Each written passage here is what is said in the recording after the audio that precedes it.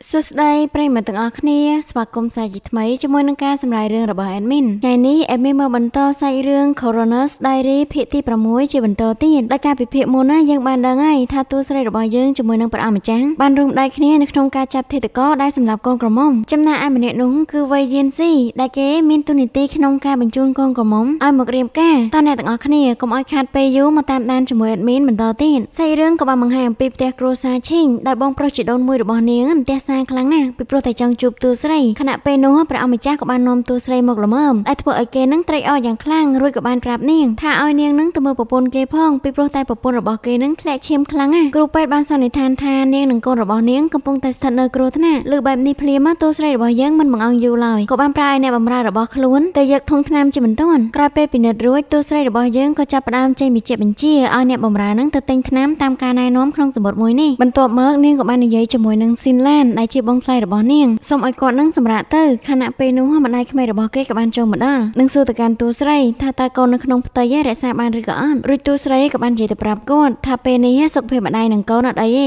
េប៉ុន្តែបើសិនជាអាចហូរឈាមលើកក្រោយទៀតមានតែចាំចូលម្ដងទៀតទេក្រោយមកបងប្រុសជីដូនមួយក៏បានមកសួរនាងអំពីសុខទុក្ខរបស់ប្រពន្ធគាត់អីចឹងណារួចតួស្រីក៏បានតបថាពេលនេះបងថ្លៃពិតជាទុនខ្សោយខ្លាំងណាស់ម្យ៉ាងវិញទៀតគាត់មានគូអាយុ7ខែមិនគួរឲ្យគាត់នឹងដើរផ្លូវឆ្ងាយទេអ្វីដែលសំខាន់ស្ត្រីដែលមានផ្ទៃពោះបែបនេះងាយរងជាមួយនឹងប្រតិកម្មខ្លាំងនិងហួសហេតុបន្តិចដូច្នេះហើយវាតម្រូវឲ្យបងនឹងព្យាយាមមើលថែរក្សានាងឲ្យបានជាប់លាប់ហាមទុកនាងចោលជាដាច់ខាតនៅពេលដែលនាងដើរត្រឡប់មកវិញនាងមានការបារម្ភជាមួយនឹងគេឈ្មោះរបស់តួប្រុសយ៉ាងខ្លាំងខ្លាចគេរងនៅការរិះគន់ដែលជួលនាងមកក៏ប៉ុន្តែតួប្រុសគេខ្វល់ឡើយដែលគេបាននិយាយទៅកាន់នាងវិញថានាងគឺជាអ្នកមានគុណនៃគ្រួសាររបស់គេដោយព្រះអង្គម្ចាស់ចង់និយាយរឿងមួយទៀតក៏ប៉ុន្តែត្រូវបងប្រុសជីដូនមួយរបស់នាងនឹងហៅពីខាងក្រោយរួចក៏បានបើកអំណោយមួយដើម្បីជូនទៅកាន់តួស្រីថែមទាំងនិយាយថាបើសិនបើតួស្រីនឹងមិនព្រមយកអំណោយមួយនេះអញ្ចឹងមានន័យថាអំណោយនេះមិនពេញចិត្តតួស្រីឯងលើបែបនេះតួស្រីរបស់យើងក៏ព្រមទទួលយកដោយអរគុណទៅកាន់បងប្រុសក្រោយមកអ្នកបម្រើរបស់តួស្រីក៏បាននិយាយទៅប្រាប់នាងថាត្បូងកណ្ដៀងមួយប្រអប់នេះវាពិតជាមានតម្លៃខ្លាំងណាស់ម្យ៉ាងវិញទៀតតតែអ្នក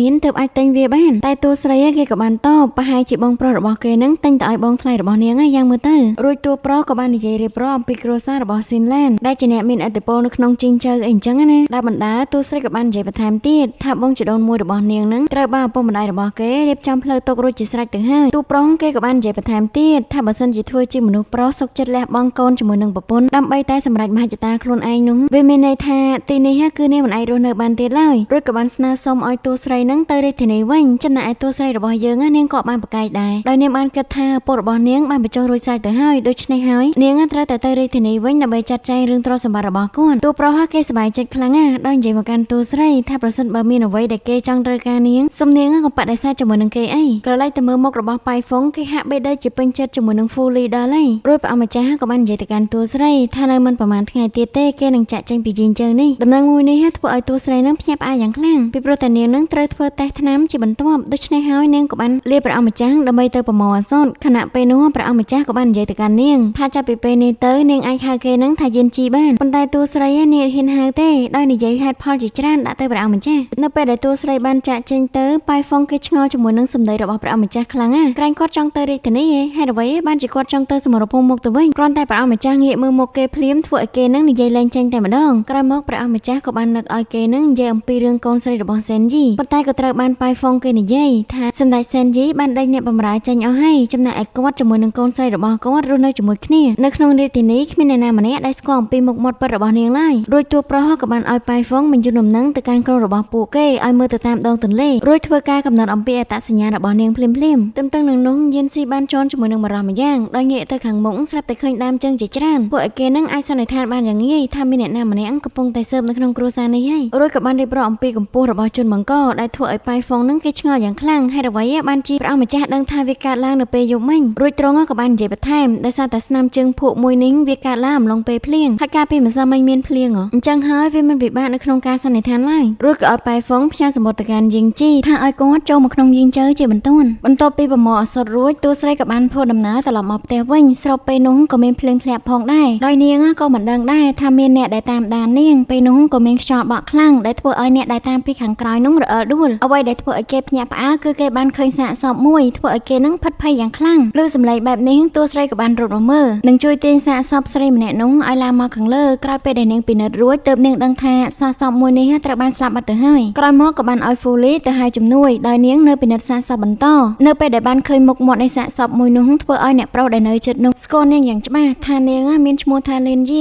គឺជាអ្នកបម្រើទី2របស់លោកស្រីឈិនលើបែបនេះធ្វើឲ្យតួស្រីកាន់តែសង្ស័យជាមួយនឹងគេរួចក៏បានសួរថាតើគេនឹងគឺជាអ្នកណាទៅនោះ Fully ក៏បានមកដល់ឃើញបរិសម្នាក់នោះនាងក៏បានអោនក្រុមរួចប្រាប់ទៅកាន់តួស្រីថាគាត់គឺជាអ្នកប្រុសទី2ហើយក៏ត្រូវជាបងប្អូនជីដូនមួយរបស់អ្នកនាងផងដែរលើបែបនេះតួស្រីក៏សូមអភ័យទោសទៅកាន់បងប្រុសខណៈពេលនោះអ្នកបម្រើក៏បានចូលមកដល់បំរុងនឹងយកសាកសពមួយនោះទៅតែក៏ត្រូវបានតួស្រីរបស់យើងខាត់ឲ្យគេនឹងរាយការណ៍ទៅប្រាប់មន្ត្រីសិនរំពេចនោះលោកមេកាលាវក៏បានចូលមកដល់រួចក៏បាននិយាយទៅប្រាប់អ្នកទាំងអស់គ្នាឲ្យត្រឡប់ទៅវិញទៅចំណែកឯសាកសពមួយនេះតួឲ្យគេគឺជាអ្នកចាត់ការដោយតួស្រីនាងអត់ចង់ទៅប្រមាណទេក៏ប៉ុន្តែត្រូវបងប្រុសជីដូនមួយរបស់នាងបាននិយាយទៅកាន់នាងថាកុំឲ្យនាងនឹងបារម្ភអីរួចតួស្រីក៏បានធ្វើដំណើរចាក់ចេញទៅបន្ទាប់ពីចូលទៅដល់ក្នុងបន្ទប់ភ្លាមនាងសង្ស័យជាមួយនឹងបងប្រុសជីដូនមួយរបស់នាងយ៉ាងខ្លាំងខណៈពេលនោះអ្នកបម្រើរបស់គេក៏ចង់ដោះអាវក្រៅទៅឲ្យលោកប្រុសទី2ក៏ប៉ុន្តែត្រូវបានលោកប្រុសទី2នឹងបដិសេធចំណែកឯតួស្រីរបស់យើងនាងក៏បានចូលទៅខាងក្រោយគាត់ដោយយកដៃនឹងទាញអាវរបស់គាត់ដូច្នេះហើយនាងក៏បានឃើញរបួសដែលនៅលើមុខរបស់គាត់រួចនាងក៏បានសុំមើលបន្តិចមើលរួចតួស្រីបានដឹងយ៉ាងច្បាស់ថាវាគឺជារោគសញ្ញានៃជំងឺស្វាយលើបែបនេះបងជីដូនមួយរបស់គេក៏ចាប់ផ្ដើមរត់ជង្គង់សុំវល់ឲ្យនាងនឹងជួយទៅកាន់គាត់ផងពីព្រោះតែគាត់នឹងបានតាមតួស្រីរហូតមកប៉ុន្តែគ្មានភាពក្លាហានក្នុងការនិយាយរឿងនេះក្រោយពេលដែលអង្គុយចុះដើម្បីនិយាយគ្នាបងប្រុសរបស់នាងក៏ចាប់ផ្ដើមមេព្រមថាគាត់នឹងគាត់ជាកូនប្រពន្ធចុងនៅក្នុងគ្រួសា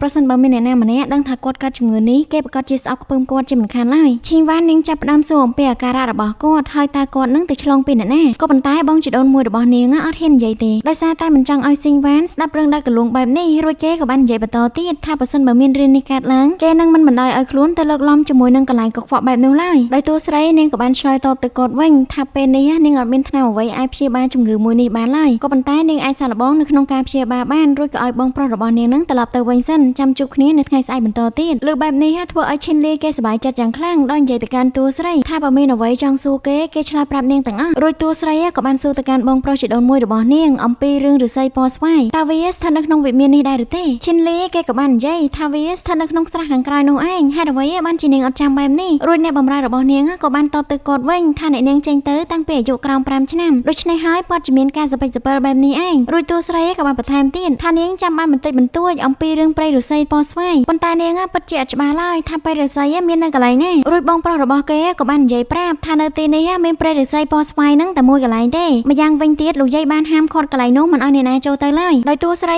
ីខំសួរបញ្ជាប៉ុន្តែបងប្រុសរបស់គេបានប្រាប់ថាឲ្យនាងនឹងឈប់សួរទៅនៅពេលដែលនាងនៅទីនេះយូរបន្តិចនាងនឹងដឹងវាដោយខ្លួនឯងហើយក្រោយពេលដែលឈិនលីបានចាកចេញទៅតួស្រីរបស់យើងបានយកកំណាត់ឫស្សីពណ៌ស្វាយមួយមកមើលដោយឫស្សីមួយនេះគឺនាងបានយកចេញពីទ្រូងរបស់សាកសព Fully គេភ្ញាក់ផ្អើលយ៉ាងខ្លាំងរួចក៏បានប្រាប់ទៅកាន់តួស្រីរបស់យើងកុំឲ្យនាងនឹងរវីរវល់ជាមួយនឹងករណីមួយនេះអីពីព្រោះពេលនេះគេមានកម្រងទៅរាជធានីអីយើងមិនគួរពន្យាពេលវាទៀតទេក៏ប៉ុន្តែតួស្រីនាងអត់ធ្វើតាមអ្នកបម្រើរបស់នាងឡើយដោយនាងចង់យកហេតុការណ៍មួយនេះទៅប្រាប់លោកមន្ត្រីហួរព្រោះនាងមិនអាចទ្រាំមើលសាកសពមួយនេះត្រូវស្លាប់ដោយមិនដឹងអ្វីទាំងអស់នោះទេលុះដល់ព្រឹកបន្ទាប់តួស្រីរបស់យើងក៏បានដើរទៅព្រៃឫស្សីតែម្នាក់ឯងនៅពេលដែលនាងបានចូលទៅដល់ក្នុងរបងនៃព្រៃឫស្សីមួយនោះវាមានសភាពស្ងប់ស្ងាត់ខ្លាំងណាស់ដោយសារតែវានឹងគឺជាកន្លែងដែលហាមឃាត់សម្លឹងមើលជុំវិញវាសុទ្ធសឹងតែជារូបចម្លាក់ចាស់ៗដែលគួរឲ្យខ្លាចមិនបង្អង់ពេលយូរតួស្រីក៏ចាប់ផ្ដើមរកមើលតម្រុយដែលតាក់ទងជាមួយនឹងការស្លាប់របស់លៀនយាដោយឃើញកំណត់ឈាមនៅលើថ្មវាត្រូវជាមួយនឹងរបួសត្រង់ជង្គង់របស់អ្នកស្លាប់ក្រោយមកតួស្រីក៏បានសង្កេតបន្តទៀតរួចក៏បានឃើញដើមជើងនិងដើមកកាយយ៉ាងច្រើនដែលធ្វើឲ្យនាងអាចសន្និដ្ឋានបានថាទីនេះគឺជាកន្លែងដែលកើតហេតុដំបូងកំពុងតែស្លង់ជាមួយនឹងគំនិតរបស់នាងស្រាប់តែលោកមេកាលាវបានចូលមកដល់ធ្វើឲ្យតួស្រីរបស់យើងនឹងភ័យយ៉ាងខ្លាំងរួចគ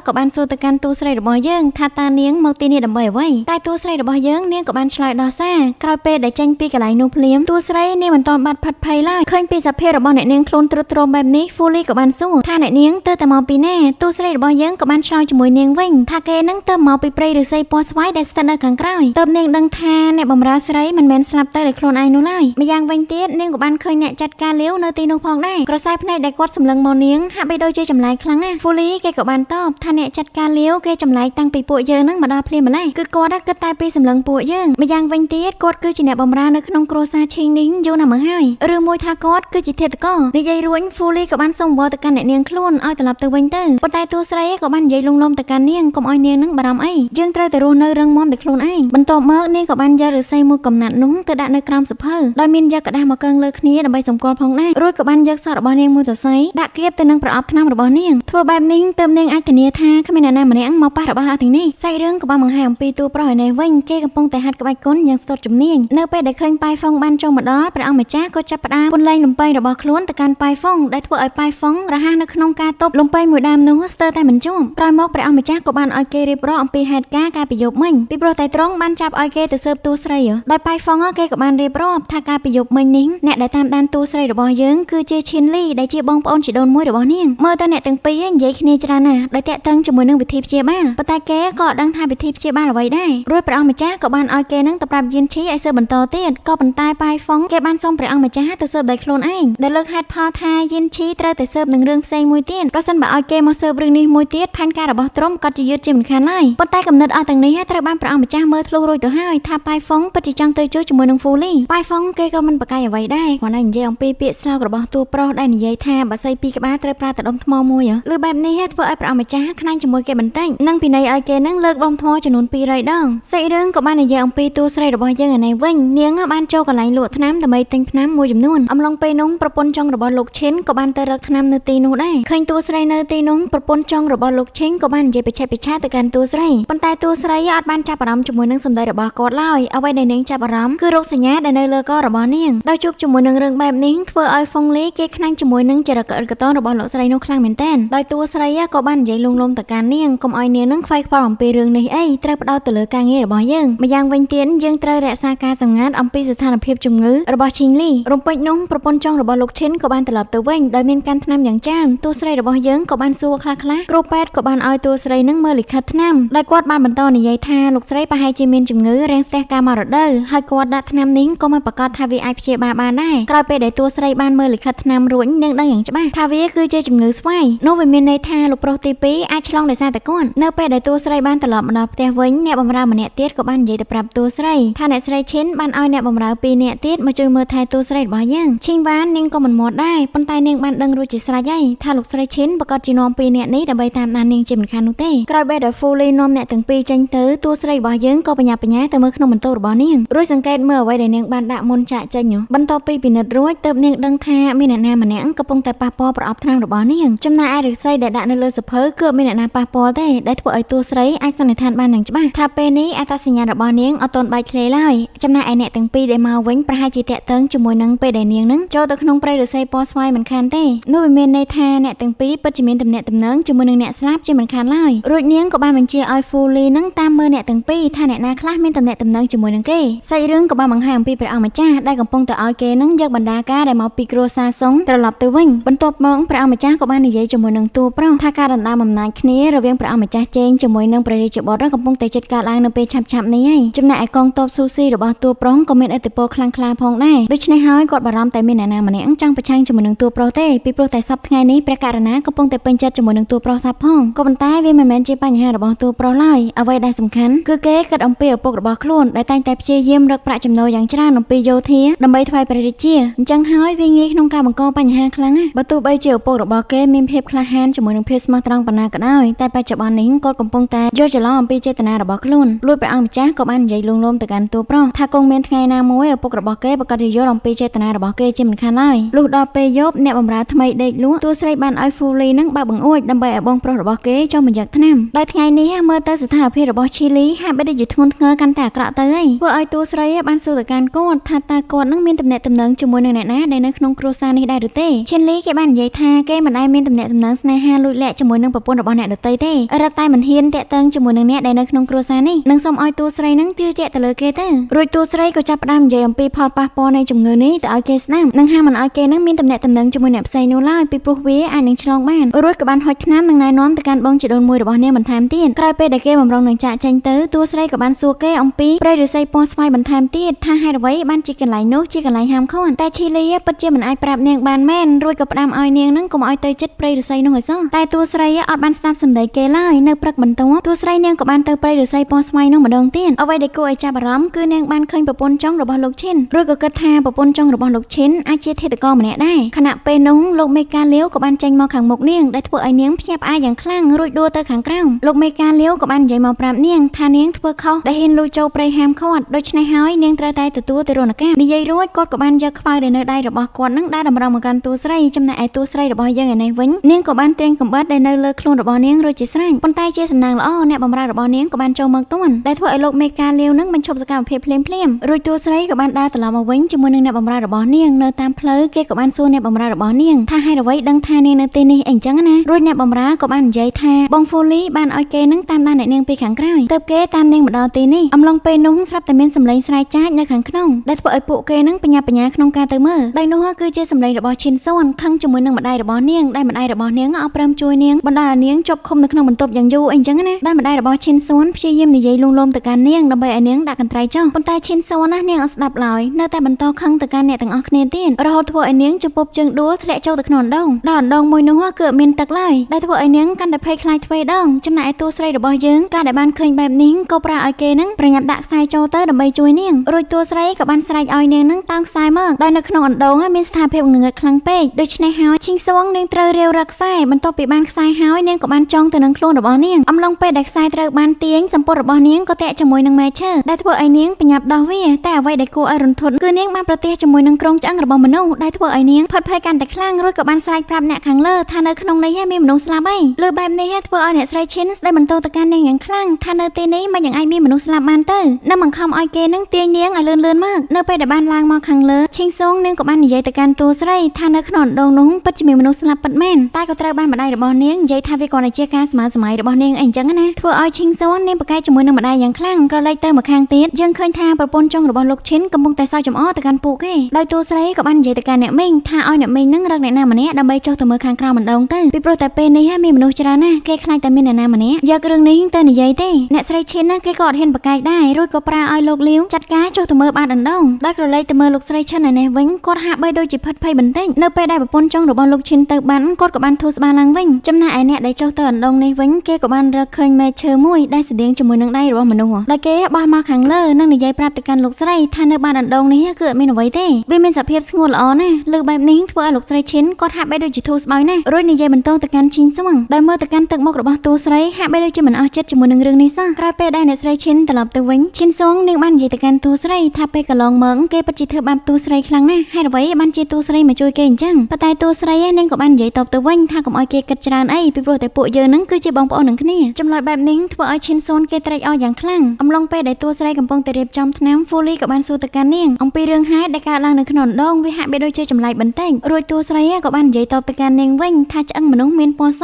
ចំណែកឯមែឈើមានពណ៌ខ្មៅទោះបីជានាងមានភាពភ័យខ្លាចយ៉ាងណាក៏ដោយក៏នាងមិនអាចមើលច្រឡំបានដែររួចហ្វូលីក៏បាននិយាយទៅកាន់អ្នកនាងខ្លួនថាកុំឲ្យអ្នកនាងខ្លួននឹងចេះតែដើរម្នាក់ឯងទៀតព្រោះគ្រួសារនេះពិតជាមានគ្រោះថ្នាក់ខ្លាំងណាស់ខណៈពេលនោះតួស្រីក៏បាននិយាយថាឲ្យគេវិញថាហេតុអ្វីបានជាគេចាប់មនុស្សទៅតាមខ្លួនអីអញ្ចឹងណាពីព្រោះតែដំបូងនាងអត់ពេញចិត្តជាមួយនឹងអ្នកបម្រើថ្មីនោះទេរួចនាងក៏បាននិយាយដោះសារជាមួយនឹងចំណុចសំខាន់របស់គេថាគេនឹងមានភាពរហ័សរហួនដូច្នេះហើយបាននាងនឹងប្រើឲ្យគេទៅតាមអ្នកនាងនឹងស្នើទៅកាន់តួស្រីថាឲ្យតួស្រីនឹងបញ្ញាប់ទៅរាជធានីទៅពីព្រោះតែនៅក្នុងផ្ទះនេះនៅយូរទៅវាគួរឲ្យខ្លាចខ្លាំងណាស់ដោយតួស្រីប្រាប់ឲ្យនាងទ្រាំបន្តិចសិនក្រោយពេលដែលចាត់ចែងរឿងនេះហើយគេនឹងទៅរាជធានីដើម្បីជួយព្រះអង្គម្ចាស់លុះដល់ពេលយប់យើងឃើញថាប្រពន្ធចុងរបស់លោកឈិនបំរុងចូលទៅក្នុងព្រៃឫស្សីដើម្បីជួបជាមួយនឹងអ្នកណាម្នាក់ក៏ប៉ុន្តែអ្នកដែលនាងបានឃើញគឺមិនមែនជាអ្នកដែលនាងចង់ជួបនោះឡើយខណៈពេលនោះបរិមម្នាក់នោះក៏បានយកខ្សែពួរមករឹតករបស់នាងដែលធ្វើឲ្យនាងដាច់ខ្យល់ស្លាប់នៅទីនោះតែម្ដងទៅករណីស្លាប់មនុស្សម្នាក់ទៀតក៏បានកើតឡើងសាច់រឿងក៏បានបង្ហាញអំពីព្រះអង្គម្ចាស់ដែលបានទទួលរាជសារពីព្រះអង្គដោយពេលនេះទ្រង់បានផ្លាស់ប្ដូរកន្លែងការងារបានសម្រេចហើយដែលធ្វើឲ្យទ្រង់នឹងសប្បាយចិត្តយ៉ាងខ្លាំងអ្នកស្រីម្ចាស់ឃើញទឹកមុខតួប្រុសបែបនេះគាត់ដឹងរួចជាស្រេចហើយថាតួប្រុសនឹងកំពុងតែគិតអ្វីសាច់រឿងក៏បានបង្ហាញអំពីសម្ដេចវិមានអានយ៉ាងដែលគាត់កំពុងតែបារម្ភពីតួប្រុសពីព្រោះតែគាត់ដឹងថាតួប្រុសបានផ្លាស់ប្ដូរចូលសំណាក់យុត្តិធម៌បែបនេះព្រោះតែចង់ស៊ើបអំពីករណីរបស់ព្រះអង្គម្ចាស់ជេងជាមិនខានឡើយរួចគាត់ក៏បានបញ្ចុះបញ្ចូលកុំឲ្យតួប្រុសនឹងស៊ើបរឿងមួយនេះក៏ប៉ុន្តែតួប្រុសនៅតែ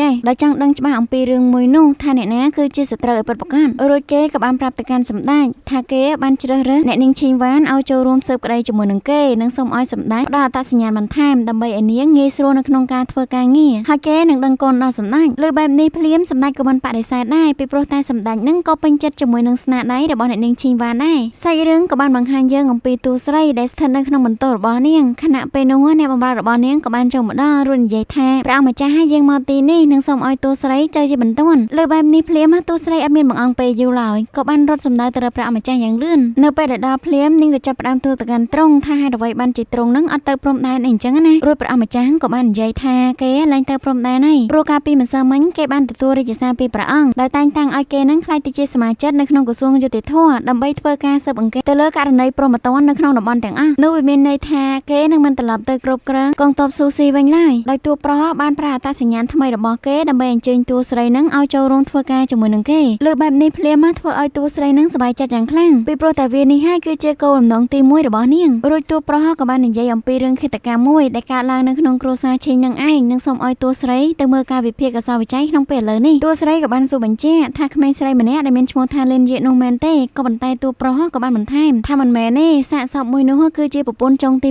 6របស់លោកឈិនលើបែបនេះភ្លាមធ្វើឲ្យតួស្រីភ្ញាក់ផ្អើលយ៉ាងខ្លាំងរួចក៏បានធ្វើដំណើរចាក់ចេញទៅមុនព្រះអង្គម្ចាស់ដោយព្រះអង្គម្ចាស់ដើរបណ្ដាគេសួរទៅប៉ៃហ្វង់បណ្ដាថានៅពេលនេះអ្នកនាងឈីងវ៉ាន់គេប្រើពាក្យសម្ដីស្និទ្ធស្នាលជាមួយនឹងខ្លួនខុសពីមុនអីអញ្ចឹងណានោះមានន័យថានាងប្រកាសជាទុកចិត្តខ្លួនហើយធ្វើឲ្យគេនឹងសប្បាយចិត្តយ៉ាងខ្លាំងឃើញបែបនេះប៉ៃហ្វង់ក៏ត្រេកអរជាមួយនឹងព្រះអង្គម្ចាស់ដែរសាច់រឿងក៏បានបង្ហាញអំពីអ្នកទាំងអស់គ្នាដែលកំពុងតែធ្វើដំណើរមកលោកចៅហ្វាយខេតបាននិយាយអំពីរឿងរ៉ាវរបស់ប្រពន្ធចុងទី6ទៅឲ្យព្រះអង្គម្ចាស់ស្ដាប់ថាអ្នកបម្រើបាននិយាយថាកាលពីប្រហែលថ្ងៃមុនហ្នឹងលោកស្រីហាក់បីដូចជាឈឺរហូតមកដល់ថ្ងៃនេះធ្វើឲ្យគេនឹងភ្ញាក់ផ្អើលយ៉ាងខ្លាំងបន្ទាប់ពីបានឃើញសាកសពរបស់លោកស្រីនឹងដេកស្លាប់នៅលើគ្រែក៏នៅទៅដល់ភ្លាមព្រះអង្គម្ចាស់ក៏ចាប់ផ្ដើមសួរទៅកាន់ឈីងចិនថាតើឪពុករបស់គេនឹងទៅណារួចគេក៏បានឆ្លើយតបមកវិញថាឪពុករបស់គេឈឺប្រសិនបើព្រះអង្គម្ចាស់ត្រូវការអីឲ្យប្រាប់គេបានពីព្រោះតែគេនឹងមានសិទ្ធិនៅក្នុងការចាត់ចែងលើគ្រួសារនេះទាំងមូលប៉ុន្តែព្រះអង្គម្ចាស់ក៏បាននិយាយថាអ្នកដែលស្លាប់នេះគឺជាប្រពន្ធចុងរបស់លោកម្ចាស់ទី3នៃគ្រួសារឈិនដូច្នេះហើយប្រសិនបើគាត់ចង់ដឹងរឿងអ្វីនោះគាត់គ្រាន់តែសួរឈីងវ៉ាន់ទៅបានហើយលើបែបនេះធ្វើឲ្យអ្នកស្រីឈិនបាននិយាយទៅកាន់ព្រះអង្គម្ចាស់វិញថាឈិនវ៉ាន់គឺជាស្រីដែលមិនទាន់រៀបការប្រសិនបើឲ្យនាងនឹងបង្ហាញខ្លួនញឹកញាប់ពេកវាខ្លាចតែខូចកេរ្តិ៍ឈ្មោះដល់នាងឯងរួចព្រះអង្គម្ចាស់ក៏បានសួរបន្តទៅកាន់តួស្រីរបស់យើងចំណែកឯតួស្រីរបស់យើងនាងគ្មានបញ្ហាស្រាប់ហើយរួចព្រះអង្គម្ចាស់ក៏បានដេញឲ្យអ្នកទាំងពីរនឹងចេញទៅក្រៅទៅពីព្រោះតែនៅពេលកសោវិច័យនឹងមិនឲ្យអ្នកណាចូលនោះឡើយនៅពេលដែលក្រុមព្រះអង្គម្ចាស់ចូលទៅក្នុងបានលោកស្រីឈិងទី3ក៏បានប្រាប់ទៅកូនប្រុសរបស់គេថាបញ្ញាប់រាយការណ៍រឿងនេះទៅប្រាប់លោកយាយភ្លាមទៅនៅក្នុងបន្ទប់ឯនេះវិញលោកគ្រូពេទ្យឈូក៏បានពិនិត្យសាកសពមុននឹងតួស្រីបានទៅដល់រួចក៏បាននិយាយប្រាប់តួស្រីនិងអ្នកទាំងអស់គ្នាអំពីស្ថានភាពរបស់សាកសពថាសាកសពត្រូវបានឃាតករយកខ្សែមរឹតករហូតដល់នាងនឹងផុតដង្ហើមស្លាប់រួចតួស្រីក៏បានកលែងទៅមើលស្ថានភាពរបស់សាកសពដោយលោកហួរក៏បានសរសើរទៅកាន់លោកគ្រូពេទ្យឈូថាពេលនេះគេរីកចម្រើនដល់ហើយចំណែកឯលោកគ្រូពេទ្យស៊ូក៏បាននិយាយតបទៅវិញថាប្រុសតែគេនឹងបានការណែនាំអំពីអ្នកនាងឈីងវ៉ាន់នៅពេលដែលតួប្រុសបានសង្កេតមើលជុំវិញបន្ទប់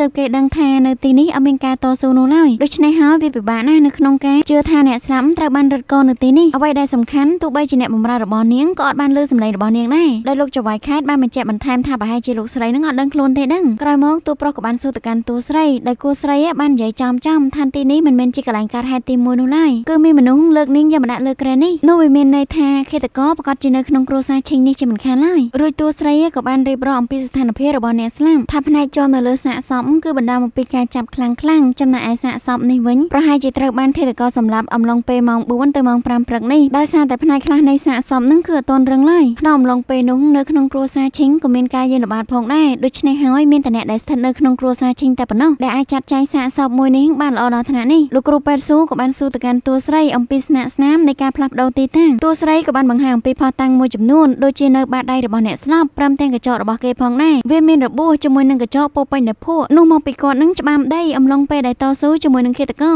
ម្យ៉ាងវិញទៀតប្រសិនបើសាកសពនឹងដេកផ្ទាល់នឹងខ្នងដូច្នេះជើងរបស់សាកសពមិនមានទម្រង់បែបនេះឡើយនោះវាមានន័យថាសាកសពបានដេកស្លាប់ចំហៀងខ្លួនក្រោយមកនាងក៏បានបង្ហាញអំពីស្នាមជាំដែលស្ថិតនៅពាក់កណ្ដាលខ្លួនរួមជាមួយនឹងស្នាមម្រាមដៃនៅត្រង់កដៃជាមួយនឹងកំភួនជើងដែលវាប្រៀបបីដូចជាមនុស្សពីរនាក់បានស្នែងនាងនឹងមកលើគ្រែអំឡុងពេលដែលនាងនឹងស្លាប់អស់រយៈពេល2ម៉ោងរឿងដ៏សំខាន់មួយទៀតនោះគឺស្បែកជើងរបស់អ្នកស្លាប់អត់បាននៅក្នុងបន្ទប់នេះឡើយលើសម្ដីបែបនេះតួប្រុសក៏ចាប់ផ្ដើមឆ្ងល់ថាអ្វីបានជាអ្នកស្លាប់សម្រាប់នាងហើយទុករយៈពេល2ម៉ោងទើបផ្លាស់ប្ដូរទីតាំងរបស់អ្នកស្លាប់ដែលគាត់ចាំមកដាក់នៅលើគ្រែនេះវិញរួចតួស្រីក៏បានបង្ហើបបន្ថែមថាអ្នកដែលលើកសាកសពមកទីនេះមានចំនួន2នាក់គឺវាមានន័យថាឃាតករចង់បន្លំកន្លែងកើតហេតុពេលប្រកបតួប្រុសក៏បានបន្ថែមទៀតថាធ្វើយ៉ាងណាក៏ដោយត្រូវតែដឹងការពិតនៃការស្លាប់មួយនេះសាច់រឿងក៏បានបង្ហាញអំពីអ្នកស្រីធំគ្រួសារឈិងដែលមើលទៅគាត់កំពុងតែទន្ទឹងរង់ចាំអ្វីម្យ៉ាងចឹងរួចលោកស្រីឈិងទី3ក៏ចាប់ផ្ដើមនិយាយទៅកាន់ម្ដាយរបស់ខ្លួនថានាងពិតជាមានការព្រួយបារម្ភខ្លាំងណាស់ខ្លាចតែពីរនាក់នោះអត់ទាន់រត់ទេដែលអ្នកស្រីធំក៏បានប្រាប់ឲ្យគេនឹងកុំព្រួយបារម្ភអីវាមិនអាចឡើយដែលពួកគេនឹងឲ្យមន្ត្រីចាប់បានរួចគាត់ក៏ឆ្ងល់យ៉ាងខ្លាំងថាហេតុអ្វីបានជាមន្ត្រីមកដល់ទីនេះលឿនបែបនេះពីព្រោះតែគាត់ដូចជាអត់បានរាយការណ៍ផងដោយលោកស្រីឈិងទី3ក៏បានបន្តទៀតថាព្រះអង្គម្ចាស់ទ្រង់មកទីនេះដោយខ្លួនឯងព្រមទាំងស្នើសុំឲ្យឈិងវ៉ានឹងធ្វើជាជំនួយការរបស់គាត់ថែមទៀតផងឬមួយក៏ទ្រង់ពេញចិត្តជាមួយនឹងឈិងវ៉ានក៏ប៉ុន្តែលោកយាយឮបែបនេះហើយក៏អត់ពេញចិត្តយ៉ាងខ្លាំងដោយនិយាយសំអកលក់លើយទៅកាន់ឈិងវ៉ានថានៅពេលដែលព្រះអង្គម្ចាស់ត្រឡប់ទៅរាជធានីវិញឈិងវ៉ាននឹងទទួលការអាម៉ាស់ជាមិនខានឡើយរំពេញនោះព្រះអង្គម្ចាស់ក៏បានចេញមកខាងក្រៅនិងបានសួរទៅកាន់លោកស្រីថាតើអ្នកណាបានឃើញ ញសាកសពនេះមុនគេនឹងឲ្យគេទៅជួបត្រង់ជាបន្ទាន់លោកស្រីធំក៏បានសួរទៅចៅហ្វាយខេតថាមានរឿងអីកាត់ឡើងអីអញ្ចឹងណាតែចៅហ្វាយខេតកុំឲ្យលោកស្រីធំនឹងបារម្ភអីព្រះអង្គម្ចាស់គាត់តែចង់សួរពី3សំណួរតែប៉ុណ្ណោះក្រោយមកក៏បានបន្តទៅកាន់តួស្រីទៀតដោយនិយាយប្រាប់តួស្រីថាមានរឿងអីត្រូវតែរាយការណ៍ប្រាប់គាត់អ្វីដែលសំខាន់នោះគឺត្រូវតែថែរក្សាកេរ្តិ៍ឈ្មោះនៃគ្រួសារឈិនដោយសារតែចៅស្រីទាំង3គឺអត់ទាន់រៀបការទេអញ្ចឹងហើយបានជាគាត់នឹងខ្លាចខូចកេរ្តិ៍ឈ្មោះតួស្រីក៏បានតបថានាងនឹងខិតខំធ្វើអ្វីដែលនាងអាចធ្វើបានតែរឿងក៏បានបង្ហាញអំពីព្រះអង្គម្ចាស់យេនស៊ីសួរចម្លើយទៅកាន់អ្នកបម្រើទាំងពីរដោយមានការចូលរួមពីលោកចៅហ្វាយខេតព្រមទាំងគ្រួសារឈិនផងដែររួចអ្នកបម្រើម្នាក់ក៏បានឆ្លើយថានៅពេលព្រឹកដូចជាសពដងគេក៏បានទៅដាស់លោកស្រីហើយវាធ្វើឲ្យនាងរន្ធត់ខ្លាំងណាស់នៅពេលដែលឃើញសាកសពរបស់លោកស្រីនឹងបានដេកស្លាប់នៅលើគ្រែបាត់ទៅហើយដោយព្រះអង្គម្ចាស់ក៏បានតបទៅកាន់ពួកគេវិញប្រសិនបើពួកគេនឹងនិយាយមិនពិតពួកគេនឹងទទួលបានទោសទៅតាមច្បាប់ជាមិនខានឡើយដោយពួកគេទាំងពីរបានបកកាយថាពួកគេនឹងបាននិយាយការពិតទាំងអស់រួចលោកចៅហ្វាយខេតក៏ចាប់ផ្ដើមគោះតុកប៉ាំងនិងនិយាយទៅកាន់ពួកគេថាពួកគេនឹងហ៊ានកុហកគេជាមួយនឹងព្រះអង្គម្ចាស់ដូច្នេះហើយគេត្រូវតែទទួលវិន័យ30ដំបងរួចក៏ប្រើឲ្យកូនចៅសាលាស្រុកនឹងនាំអ្នកទាំងពីរចេញទៅប៉ុន្តែក៏ត្រូវបានឈិនចាន់ជាមួយនឹងអ្នកស្រីឈិនធ្វើការសុំទោសទៅកាន់អ្នកទាំងពីរបន្ទាប់មកព្រះអង្គម្ចាស់ក៏ចាប់ផ្ដើមនិយាយបន្ថែមថាអ្នកបម្រើទាំងពីរអ្នកនេះពិតជានិយាយអត់ពិតទេពីព្រោះតែសាកសពរបស់ប្រពន្ធចុងទី6គឺត្រូវបានស្លាប់នៅក្រៅបន្ទប់លើបែបនេះលោកស្រីឈិនក៏ចាប់ផ្ដើមចេញមកថាគាត់គឺជាអ្នកបញ្ជាឲ្យអ្នកបម្រើទាំងពីរនិយាយបែបនេះដូច្នេះហើយប្រសិនបើធ្វើទរណកម្មគឺគាត់សុខចិត្តទទួលខុសត្រូវលើបែបនេះចៅប្រុសរបស់គេអត់នៅស្ងៀមឡើយរួចក៏បាននិយាយទៅកាន់ព្រះអង្គម្ចាស់ថាអ្នកស្លាប់មានភាពភ្លើតភ្លើនហើយស្លាប់នៅក្រៅផ្ទះទៀតផងលោកយាយរបស់គេលាក់បាំងការពិតបែបនេះព្រោះតែចង់ការពារគ្រួសារឈិនប្រសិនបើចង់ដាក់ទោសគេសុខចិត្តទទួលយកទរណកម្មអស់ទាំងនេះព្រះអង្គម្ចាស់យេនស៊ីក៏បានឲ្យពួកគេនឹងបញ្ជាក់អំពីព័ត៌មាននេះបន្ថែមទៀតដែលអ្នកបម្រើក៏បានឆ្លើយប្រាប់ត្រង់ថានាងគឺជាអ្នកឃើញសាកសពមួយនេះមុនគេដែលវាស្ថិតនៅសួនផ្កាខាងកើតជិតជាមួយនឹងព្រៃឫស្សីពណ៌ស្វាយលើបែបនេះតួស្រីនាងភ្ញាក់ផ្អើលយ៉ាងខ្លាំងរួចពួកគេក៏ចាប់ផ្ដើមធ្វើដំណើរទៅកាន់កន្លែងកើតហេតុដោយមើលទៅកន្លែងនោះវាមានភាពរញ៉េរញ៉ៃខ្លាំងណាស់ប៉ៃហ្វុងគេក៏បាននិយាយប្រាប់ព្រះអង្គម្ចាស់ថាតាមសម្ដីរបស់អ្នកបម្រើគឺពួកគេបានទទួលបញ្ជាពីលោកស្រីឈិននឹងឲ្យលុបអណ្ដូងមួយនេះពីព្រោះតែជឿថាអណ្ដូងមួយនេះវាមានភាពចង្រៃណាស់ដោយព្រះអង្គម្ចាស់បានសួរអំពីអណ្ដូងមួយនេះរួចតួស្រីក៏បានឆ្លើយថាមានតែអណ្ដូងមួយនេះទេដែលត្រូវបានបិទពីព្រោះតែការពីម្សិលមិញឈីងសួងគេបានធ្លាក់ចូលទៅក្នុងអណ្ដូងមួយនេះដោយតួស្រីបំរុងយកដៃរបស់ខ្លួននឹងទៅប៉ះដីនៃមាត់អណ្ដូងប៉ុន្តែត្រូវបានតួប្រុសហាមឃាត់ថាដៃរបស់នាងសម្រាប់ជួយមនុស្សមិនគួរប៉ះពាល់វត្ថុអស់ទាំងនេះឡើយដោយតួស្រីក៏បានសើចទៅកាន់តួប្រុសថាឥឡូវនេះនាងកំពុងតែស្វែងរកយុត្តិធម៌ហេតុតាប៉ុន្តែតួប្រុសគេនៅតែមិនចង់ឲ្យតួស្រីកាន់ដែររួចក៏បាននិយាយអំពីសិភៅយុត្តិធម៌បានចងក្រងដោយលោកសៀនតួស្រីរាប់លឺហើយធ្វើឲ្យនាងរំភើបចិត្តយ៉ាងខ្លាំងនៅពេលដែលប៉ៃហ្វុងបានចូលមកដល់ឃើញតួប្រុសចាប់ដៃតួស្រីបែបនេះធ្វើឲ្យគេអៀនបន្តិចដោយគេបន្តរាយការណ៍ទៅកាន់តួប្រុសចំណែកឯតួប្រុសគេបានដឹងរួចជាស្រេចថានៅពេលដែលលោកស្រីឈិនបានធ្វើការកុហកទៅកាន់គាត់នោះមានន័យថាលោកស្រីឈិនប្រកាសជាមានរឿងអ្វីដែលលាក់បាំងនៅទីនេះរូបពេជ្រនោះលោកចៅហ្វាយខេតក៏បានយកស្បង់សម្លៀកបំពាក់មួយដែលវាគឺជាស្បង់សម្លៀកបំពាក់របស់អ្នកស្លាប់ដែលត្រូវបានអ្នកបម្រើនឹងយកទៅកប់នៅខាងក្រោយផ្ទះនៅពេលដែលតួស្រីបានពិនិត្យទៅលើសម្លៀកបំពាក់នោះរួចនាងក៏ចាប់ផ្ដើមសួរទៅកាន់អ្នកបម្រ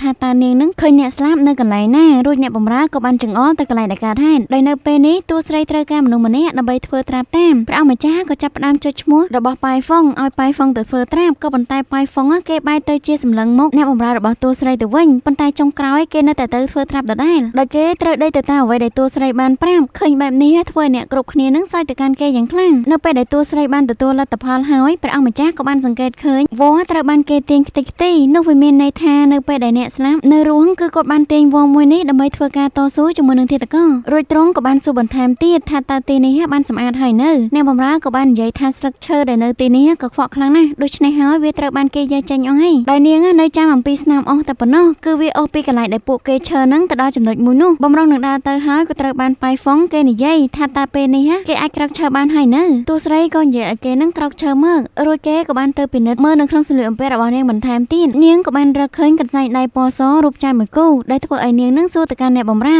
ើពីព្រោះតែពេលកន្លងមកនាងចាំបានថាការដែលគាត់នៅរស់រួមជាមួយនឹងបន្ទោរបស់គាត់គឺមានកន្សែងដៃពណ៌សបែបនេះឡើយចំណែកឯអ្នកបម្រើក៏ឆ្លើយដូចអ្វីដែលនាងគិតដែរថាកន្សែងដៃពណ៌សដូចជាមិនដែលឃើញអ្នកស្រីរបស់នាងនឹងប្រើប្រាស់នោះទេក៏ប៉ុន្តែនាងបានរកវាឃើញនៅលើទ្រូងរបស់អ្នកស្រីនាងអំឡុងពេលដែលនាងផ្លាស់សម្លៀកបំពាក់ឲ្យគាត់ក្រោយពេលដែលយកកន្សែងនោះមកហិតរួចទើបគេដឹងថាក្លិននៃកន្សែងគឺជាក្លិនរបស់មនុស្សប្រុសដោយតួស្រីបានសន្និដ្ឋានថាប្រហែលជាជនរងគ្រោះនេះស្លាប់ដោយសាររឿងស្នេហាជាមិនខានឡើយព្រោះនៅពេលដែលនាងបានចូលមកក្នុងព្រៃឫស្សីនាងបានឃើញលោកស្រីទី6ជាមួយនឹងលោកមេកាលាវស្ថិតនៅព្រៃឫស្សីពណ៌ស្វាយនេះលើបែបនេះព្រះអង្គម្ចាស់ក៏បញ្ជាឲ្យគេនឹងទៅហាមឃាត់លោកមេកាលាវដើម្បីសួរចម្លើយជាបន្ទាន់រួចអ្នកទាំងពីរក៏ចាប់ផ្ដើមដើរពិនិត្យមើលផុសតាំងជាបន្តទៀតរួចតួស្រីក៏បាននិយាយអំពីហេតុការណ៍ដែលនាងប៉ានស្មាននឹងប្រាប់ទៅកាន់ព្រះអង្គម្ចាស់ថាខេត្តកោបានអស់អ្នកស្លាប់ពីចំណុច នេះទៅដល់ចំណុចមួយនោះក្រោយមកឃាតករក៏បានឈរនៅកលិថ្មនេះរយៈពេលយូរដោយហាក់បីដូចជាកិច្ចជាមួយនឹងអ្នកណាម្នាក់រួចក៏បានយកដៃរបស់គេនឹងច្រត់ទៅលើផ្ទាំងថ្មរួចនាងក៏បានចង្អុលទៅមួយកន្លែងទៀតថាកន្លែងនោះហើយគឺជាកន្លែងដែលអ្នកស្លាប់បានឈររងចាំនោះវាមានន័យថាអ្នកស្លាប់ក៏ដឹងដែរថាមានមនុស្សកំពុងតែមកពីក្រោយនាងប៉ុន្តែនៅពេលដែលនាងបែរមកភ្លាមនាងក៏ជាភ្ញាក់ផ្អើលជាមិនខានទេរួចតួស្រីក៏បានបន្ថែមទៀតថាប្រសិនបើអ្នកស្លាប់នោះស្គាល់ជាមួយនឹងឃាតករនោះនាងនឹងមិនស្រែកនោះឡើយអ្វីដែលសំខាន់ប្រហែលជានាងនឹងទទួលរងនៃការតក់ស្លុតជាមួយនឹងភាពភ័យខ្លាចដែលបណ្ដាលឲ្យឃាតករមានឱកាសនៅក្នុងការសម្លាប់នាងពីខាងក្រោយដែលយកដៃរបស់ខ្លួននឹងទៅប៉ះជាមួយនឹងករបស់តួប្រុសដែលធ្វើឲ្យតួប្រុសងាកមកតួស្រីអស់ចំហសឹងតែដួលទៅខាងក្រោយតែក៏ត្រូវបានព្រះអង្គម្ចាស់ចាប់នាងជាប់មើលទៅតួស្រីនាងដូចជាអៀនជាមួយនឹងព្រះអង្គម្ចាស់បន្តិចក្រោយមកលោកគ្រូពេទ្យស៊ូក៏បានចូលមកដល់រាយការណ៍ទៅប្រាប់ព្រះអង្គម្ចាស់ជាមួយនឹងតួស្រីរបស់យើងនិងសូមអញ្ជើញតួស្រីរបស់យើងនឹងឲ្យទៅពិនិត្យមើលរោគសញ្ញាមួយពីព្រោះតែគេសង្ស័យថាវាគឺជាជំងឺស្វាយនៅពេលដែលបានមើលរោគសញ្ញារបស់អ្នកស្លាប់តួស្រីក៏ចាប់ផ្ដើមសួរទៅកាន់លោកគ្រូពេទ្យស៊ូថាហេតុអ្វីបានជាលោកគ្រូពេទ្យស៊ូនឹងមិនហ៊ានវិនិច្ឆ័យទៅលើរោគសញ្ញាមួយនេះរួចលោកគ្រូពេទ្យស៊ូក៏បាននិយាយតបទៅកាន់តួស្រីថានាងគឺជាប្រពន្ធចុងរបស់លោកឈីនជាហេតុធ្វើឲ្យគាត់នឹងមិនហ៊ានសន្និដ្ឋានពីព្រោះតែខ្លាចប៉ះពាល់កិត្តិយសរបស់នាងអីចឹងណាដោយតួស្រីក៏បានបញ្យល់ទៅប្រាប់គាត់ថាទោះបីជាយ៉ាងណាក៏ដោយក៏គា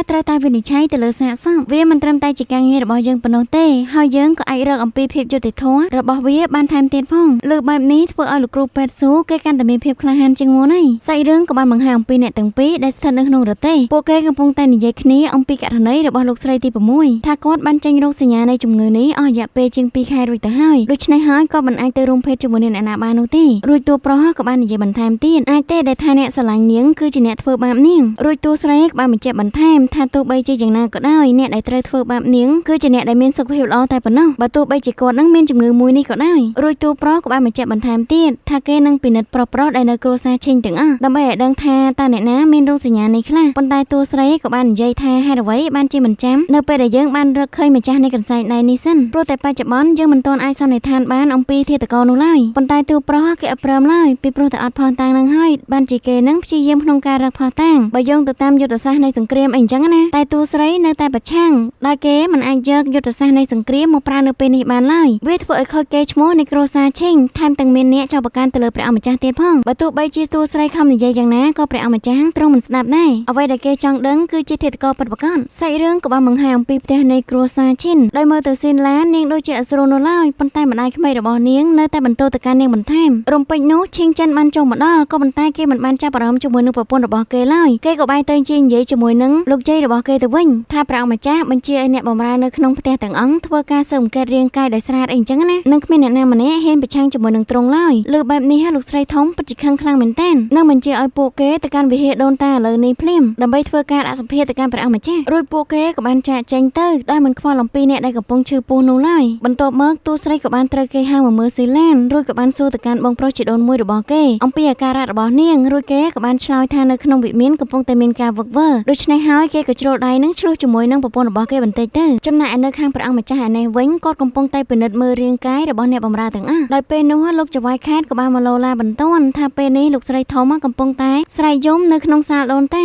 នឹងសូមឲ្យព្រះអង្គម្ចាស់នឹងផ្អាកត្រឹមនឹងទៅលើកបែបនេះធ្វើឲ្យព្រះអង្គម្ចាស់នឹងថាឲ្យលោកចៅវាយខេតយ៉ាងខ្លាំងថាគេធ្វើប្រហែលនៅក្នុងការងារសំតែទទួលទោសលើកបែបនេះចៅវាយខេតគេក៏អត់រៀងទូប្រុសទៀតដែរនឹងឲ្យអ្នកគ្រប់គ្នាធ្វើវាបន្តទៀតអំឡុងពេលនោះកូនចៅរបស់ចៅវាយខេតក៏បានយកសម្បត្តិមួយមកដោយតួប្រុសគេមានសង្ឃឹមនៅក្នុងការស្វែងរកឃាតករពិតហើយចំណែកឯខាងតួស្រីឯនេះវិញនាងបានសួរទៅកាន់ស៊ីនឡានថាហេតុអ្វីបានជានាងនឹងមិនលេបថ្នាំតាមអ្វីដែលបានកំណត់រួចនាងក៏បានឆ្លើយមកកាន់តួស្រីវិញថាប្រសិនបើគេលេបថ្នាំនេះហើយមិនមានផលប៉ះពាល់អ្វីនោះគេប្រកាសជាលេបហើយប៉ុន្តែគេពិតជាមិនអាចលេបថ្នាំមួយនេះបានមែនរួចអ្នកបម្រើរបស់នាងក៏បានយកកំទេចថ្នាំមកឲ្យតួស្រីយើងមើលក្រោយមកតួស្រីបានដឹងថាថ្នាំមួយនេះមានបញ្ហាដែលធ្វើឲ្យអ្នកបម្រើរបស់ស៊ីនឡានគេចាប់ផ្ដើមយ៉ាងវល់ទៅកាន់តួស្រីថាអ្នកនាងរបស់ខ្លួនពិតជាមិនអាចលេបថ្នាំនេះបានមែនព្រោះវាធ្វើឲ្យអ្នកនាងរបស់ខ្លួននឹងអត់ស្រួលខ្លួនទោះបីជាគេនឹងខំព្យាយាមប្រាប់លោកប្រុសក៏ដោយប៉ុន្តែលោកប្រុសអត់អើពើឡើយអញ្ចឹងនាងមានតែត្រូវពឹងពាក់តួស្រីឲ្យស៊ើបមើលរឿងមួយនេះម្យ៉ាងវិញទៀតអ្នកនាងរបស់គេនឹងមិនឲ្យគេប្រាប់ទៅកាន់លោកស្រីទី3ឡើយរួចតួស្រីក៏បានបញ្ជាក់បន្ថែមទៀតថាការចេញថ្នាំលើកនេះ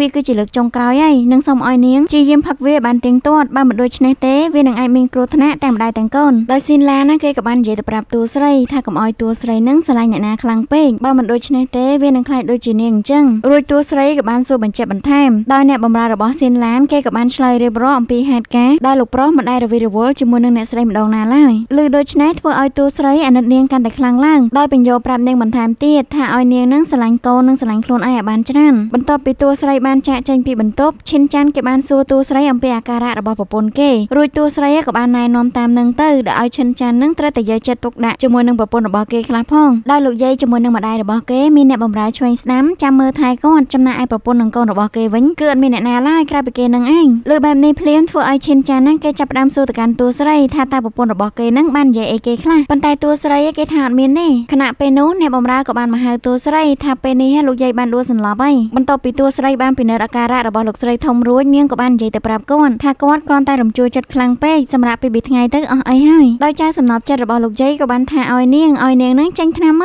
កដោយតួស្រីបានតបថាជំងឺមួយនេះមិនចាំបាច់លេបថ្នាំវាល្អសម្រាប់សុខភាពរបស់លោកយាយរួចអ្នកទាំងអស់គ្នាក៏ចាប់ផ្ដើមសួរតួស្រីអំពីស្ថានភាពរបស់គ្រួសារឈិនពីព្រោះតែមើលទៅព្រះអង្គម្ចាស់ហាក់បីដូចជាធ្វើការស៊ើបអង្កេតលើហួសហេតុពេកហើយប៉ុន្តែតួស្រីនាងក៏បានឆ្លើយទៅវិញថាអ្នកដែលស្លាប់គឺជាប្រពន្ធចុងទី6ម្យ៉ាងវិញទៀតនាងមានការជំងឺស្វាយផងដែរដោយរឿងមួយនេះត្រូវដឹងដល់សាលាខេត្តហើយដូច្នេះគេក៏ចាប់ផ្ដើមបើកការស៊ើបអង្កេតជាបន្តទៀតដោយព្រះអង្គម្ចាស់ក៏បាននិយាយអ្វីប្រាប់នាងច្រើនដែរក្រោយមកលោកយាយក៏បានដេញឲ្យឈិនចិនទៅមើលប្រពន្ធរបស់គេខ្លះផងមើលទៅនាងដូចជាតូចចិត្តជាមួយនឹងគេហើយម្យ៉ាងវិញទៀតគេរវល់ពេញមួយថ្ងៃទៅហើយលោកយាយក៏ចង់សម្រាកផងដែរអំឡុងពេលដែលឈិនចិនបានជូនតួស្រីចេញមកខាងក្រៅគេក៏បាននិយាយទៅប្រាប់តួស្រីថានៅពេលថ្មីនេះវិមានមួយនេះជួបរឿងអាក្រក់ច្រើនណាស់អញ្ចឹងប្រសិនបើតួស្រីនឹងមានបញ្ហាអីត្រូវតែប្រាប់ឲ្យគេជួយជាបន្ទាន់ដោយតួស្រីក៏បានអរគុណទៅកាន់បងប្រុសជីដូនមួយរួចនឹងបាននិយាយបន្ថែមទៀតឲ្យបងប្រុសរបស់គេនឹងទៅមើលប្រពន្ធទៅនៅពេលដែលអ្នកបម្រើរបស់លោកស្រីធំបានជូននាងត្រឡប់មកវិញគេក៏បាននិយាយអំពីសាកសពដែលស្ថិតនៅក្នុងវិមានជាពិសេសគឺអណ្ដូងដែលស្ថិតនៅក្នុងព្រៃឫស្សីពណ៌ស្វាយវាមើលទៅដូចជាគេនឹងកំពុងតែព្យាយាមប្រៅអ្វីម្យ៉ាងទៅកាន់តួស្រីអញ្ចឹងសាច់រឿងក៏បានបង្ហាញអំពីលោកឈិនទី3វិញម្ដងដល់ពេលនេះគេខឹងយ៉ាងខ្លាំងពីព្រោះតែគេនឹងបានឆ្លងរោគសញ្ញាជំងឺស្វាយពីប្រពន្ធចុងរបស់គេឃើញទង្វើរបស់ឪពុកខ្លួនបែបនេះធ្វើឲ្យឈិនចិនគេបានស្ដីបន្ទោសទៅឲ្យគាត់យ៉ាងខ្លាំងដែលធ្វើឲ្យគាត់នឹងរត់ទៅខឹងឡើងទ្វេដងលោកស្រីឈិនក៏បានថាឲ្យកូនប្រុសរបស់គាត់បន្ថែមទៀតនិងបញ្ជាឲ្យអ្នកបម្រើរបស់ខ្លួននឹងទៅប្រាប់អ្នកបម្រ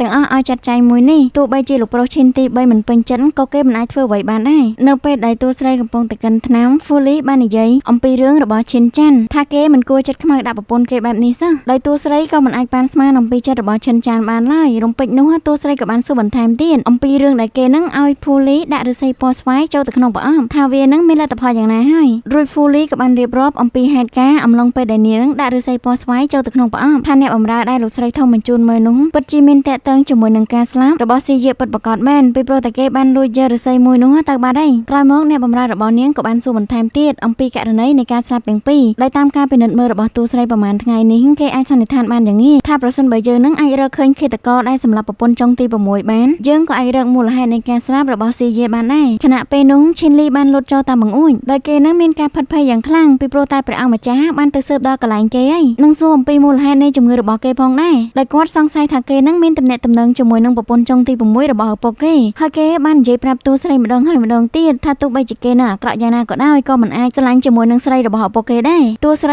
ីក៏បាននិយាយបន្ថែមថាចាំនាងគឺជាអ្នកនិយាយជាមួយនឹងព្រះអង្គម្ចាស់ដោយខ្លួនឯងលើបែបនេះធ្វើឲ្យឈិនលីគេសប្បាយចិត្តយ៉ាងខ្លាំងរួចក៏បានដាស់តឿនទៅកាន់តួស្រីថាកុំឲ្យតួស្រីនឹងទៅព្រៃឫស្សីពណ៌ស្វាយទៀតអីលើបែបនេះធ្វើឲ្យតួស្រីនឹងនឹកដល់សម្ដីអ្នកបម្រើរបស់លោកស្រីដែលបានប្រាប់គេកាលពីថ្ងៃមិញថាមានដងមួយនៅទីនោះហើយដងមួយនេះត្រូវបានបិទរួចគេក៏បានសួររឿងនេះទៅកាន់បងជីដូនមួយរបស់គេតែម្ដងទៅដោយនៅទីនោះពិតជាមានដងមួយពិតមែនសាច់រឿងបានបង្ហាញអំពីតួស្រីជាមួយនឹងហ្វូលីដែលអ្នកទាំងពីរនឹងកំពុងតែពិភាក្សាគ្នាអំពីរឿងថ្នាំដែលត្រូវបានគេលួចប្តូរតួស្រីនាងក៏មិនយល់ឡើយថាអ្នកណាម្នាក់ជាអ្នកធ្វើរឿងមួយនេះឲ្យប្រកបខណៈពេលនោះប៉ៃហ្វុងគេបានចូលមកបញ្ញាក់អ្នកទាំងពីរដែលធ្វើឲ្យអ្នកទាំងពីរនឹងភ្ញាក់យ៉ាងខ្លាំងដោយហ្វូលីបានបន្ទោសទៅកាន់គេកុំឲ្យគេនឹងធ្វើរឿងបែបនេះទៀតរួចគេក៏បាននិយាយប្រាប់ថាព្រះអង្គម្ចាស់គេនឹងកំពុងតែរងចាំតួស្រីដើម្បីពិភាក្សាគ្នាអំពីរឿងក្តីលើបែបនេះភ្លាមតួស្រីក៏បានឲ្យថ្នាំនឹងទៅកាន់ហ្វូលីរួចក៏ឲ្យនាងនឹងទៅមុនគាត់ទៅភ្លាមនោះប៉ៃហ្វុងគេបានស្នើខ្លួនដើម្បីជូនហ្វូលីទៅដោយគេព្យាយាមចង់ការនិវ័នឲ្យហ្វូលីណាក៏ប៉ុន្តែត្រូវបានហ្វូលីបដិសេធមិនឲ្យគេប៉ះពាល់ថ្នាំនោះឡើយចំណែកឯខាងតួស្រីអំឡុងពេលដែលទៅរកព្រះអង្គម្ចាស់មេក៏បានភ្លៀងដែលធ្វើឲ្យព្រះអង្គម្ចាស់បញ្ញ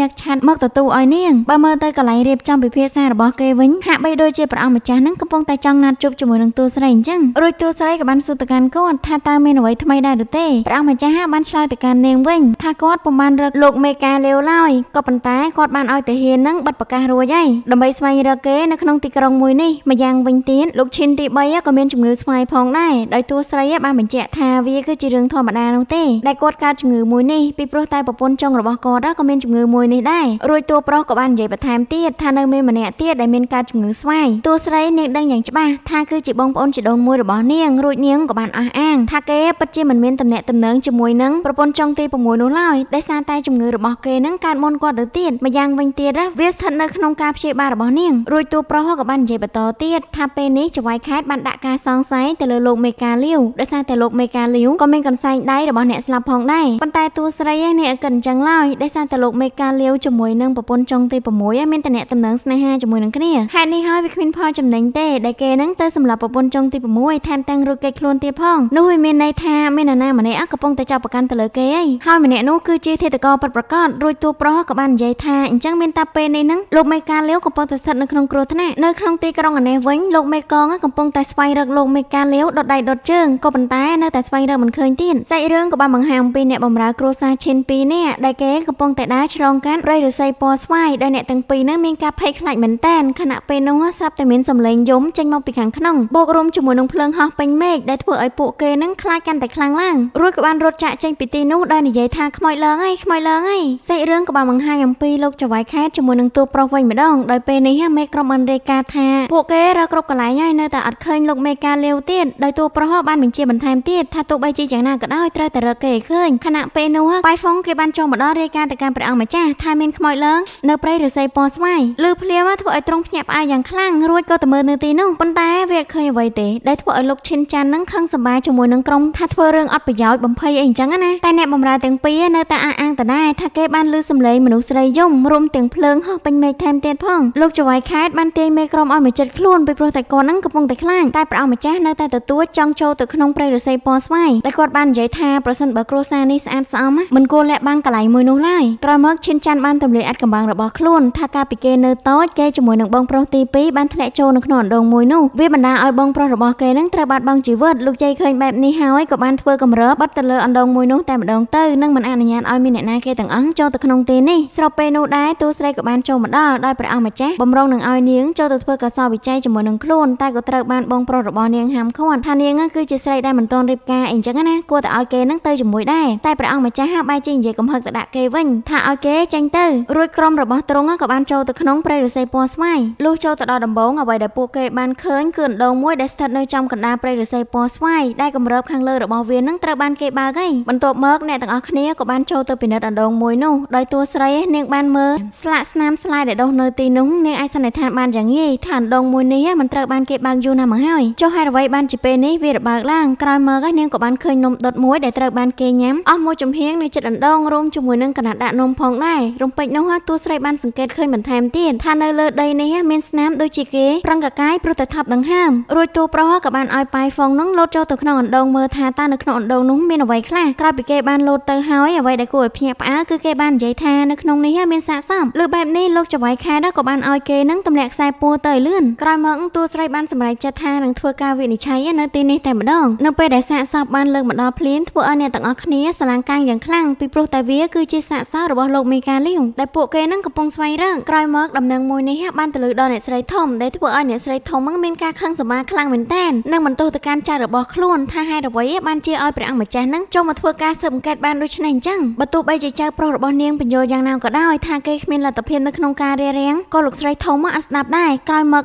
កក៏បានសម្រេចចិត្តថាគាត់នឹងឯងគឺជាអ្នកទៅរារាំងព្រះអង្គម្ចាស់ដោយខ្លួនឯងសាច់រឿងក៏បានបង្ហាញអំពីតួស្រីវិញម្ដងដល់ពេលនេះនាងចាប់ផ្ដើមធ្វើការគោរពទៅកាន់សាកសពចំណែកឯព្រះអង្គម្ចាស់គឺជាអ្នកកត់ត្រារាល់សម្ដីរបស់តួស្រីក្រោយពេលដែលតួស្រីបានពិនិត្យមើលរាងកាយទាំងមូលនាងក៏បានប្រទះជាមួយនឹងកន្សែងដៃមួយដោយវាអាចបញ្ជាក់អំពីទំនាក់ទំនងស្នេហាជាមួយនឹងលោកស្រីទី6ក្រោយមកនាងក៏បានរៀបរាប់អំពីស្ថានភាពជាក់ស្ដែងរបស់សាកសពបូករួមជាមួយនឹងកំទេចអាហារដែលជាប់នៅនឹងអាវរួមជាមួយនឹងស្នាមរឹតកគេអាចសន្និដ្ឋានបានថាឃាតករបានយកខ្សែពួរនឹងមករឹតករបស់គេនៅខាងក្រោយខណៈពេលដែលគេនឹងកំពុងតែញ៉ាំអាហារក្រោយមកក៏បានរុញទម្លាក់សាកសពមួយនេះចូលទៅក្នុងអណ្ដូងក្រោយការពិនិត្យទៅលើស្នាមស្បែកជើងរួមជាមួយនឹងកញ្ចក់ដៃរបស់អ្នកស្លាប់គេអាចសន្និដ្ឋានបានទៀតហើយថាករណីរបស់ប្រពន្ធចុងទី6រួមជាមួយនឹងលោកមេកាជូគឺដូចគ្នាបេះបិទមានន័យថាអ្នកសម្លាប់ពួកគេគឺជាមនុស្សតែម្នាក់រួចតួស្រីក៏បានបង្ហាញបន្ថែមអំពីរោគសញ្ញានៃជំងឺស្វាយសក់របស់គាត់ត្រូវបានជ្រុះដោយសង្កេតទៅមើលរោគសញ្ញាមួយនេះគាត់ប្រហែលជាមានផ្ទុកមេរោគនេះយូរណាស់មកហើយដោយសាកសពមួយនេះបានស្លាប់រយៈពេលប្រហែលជា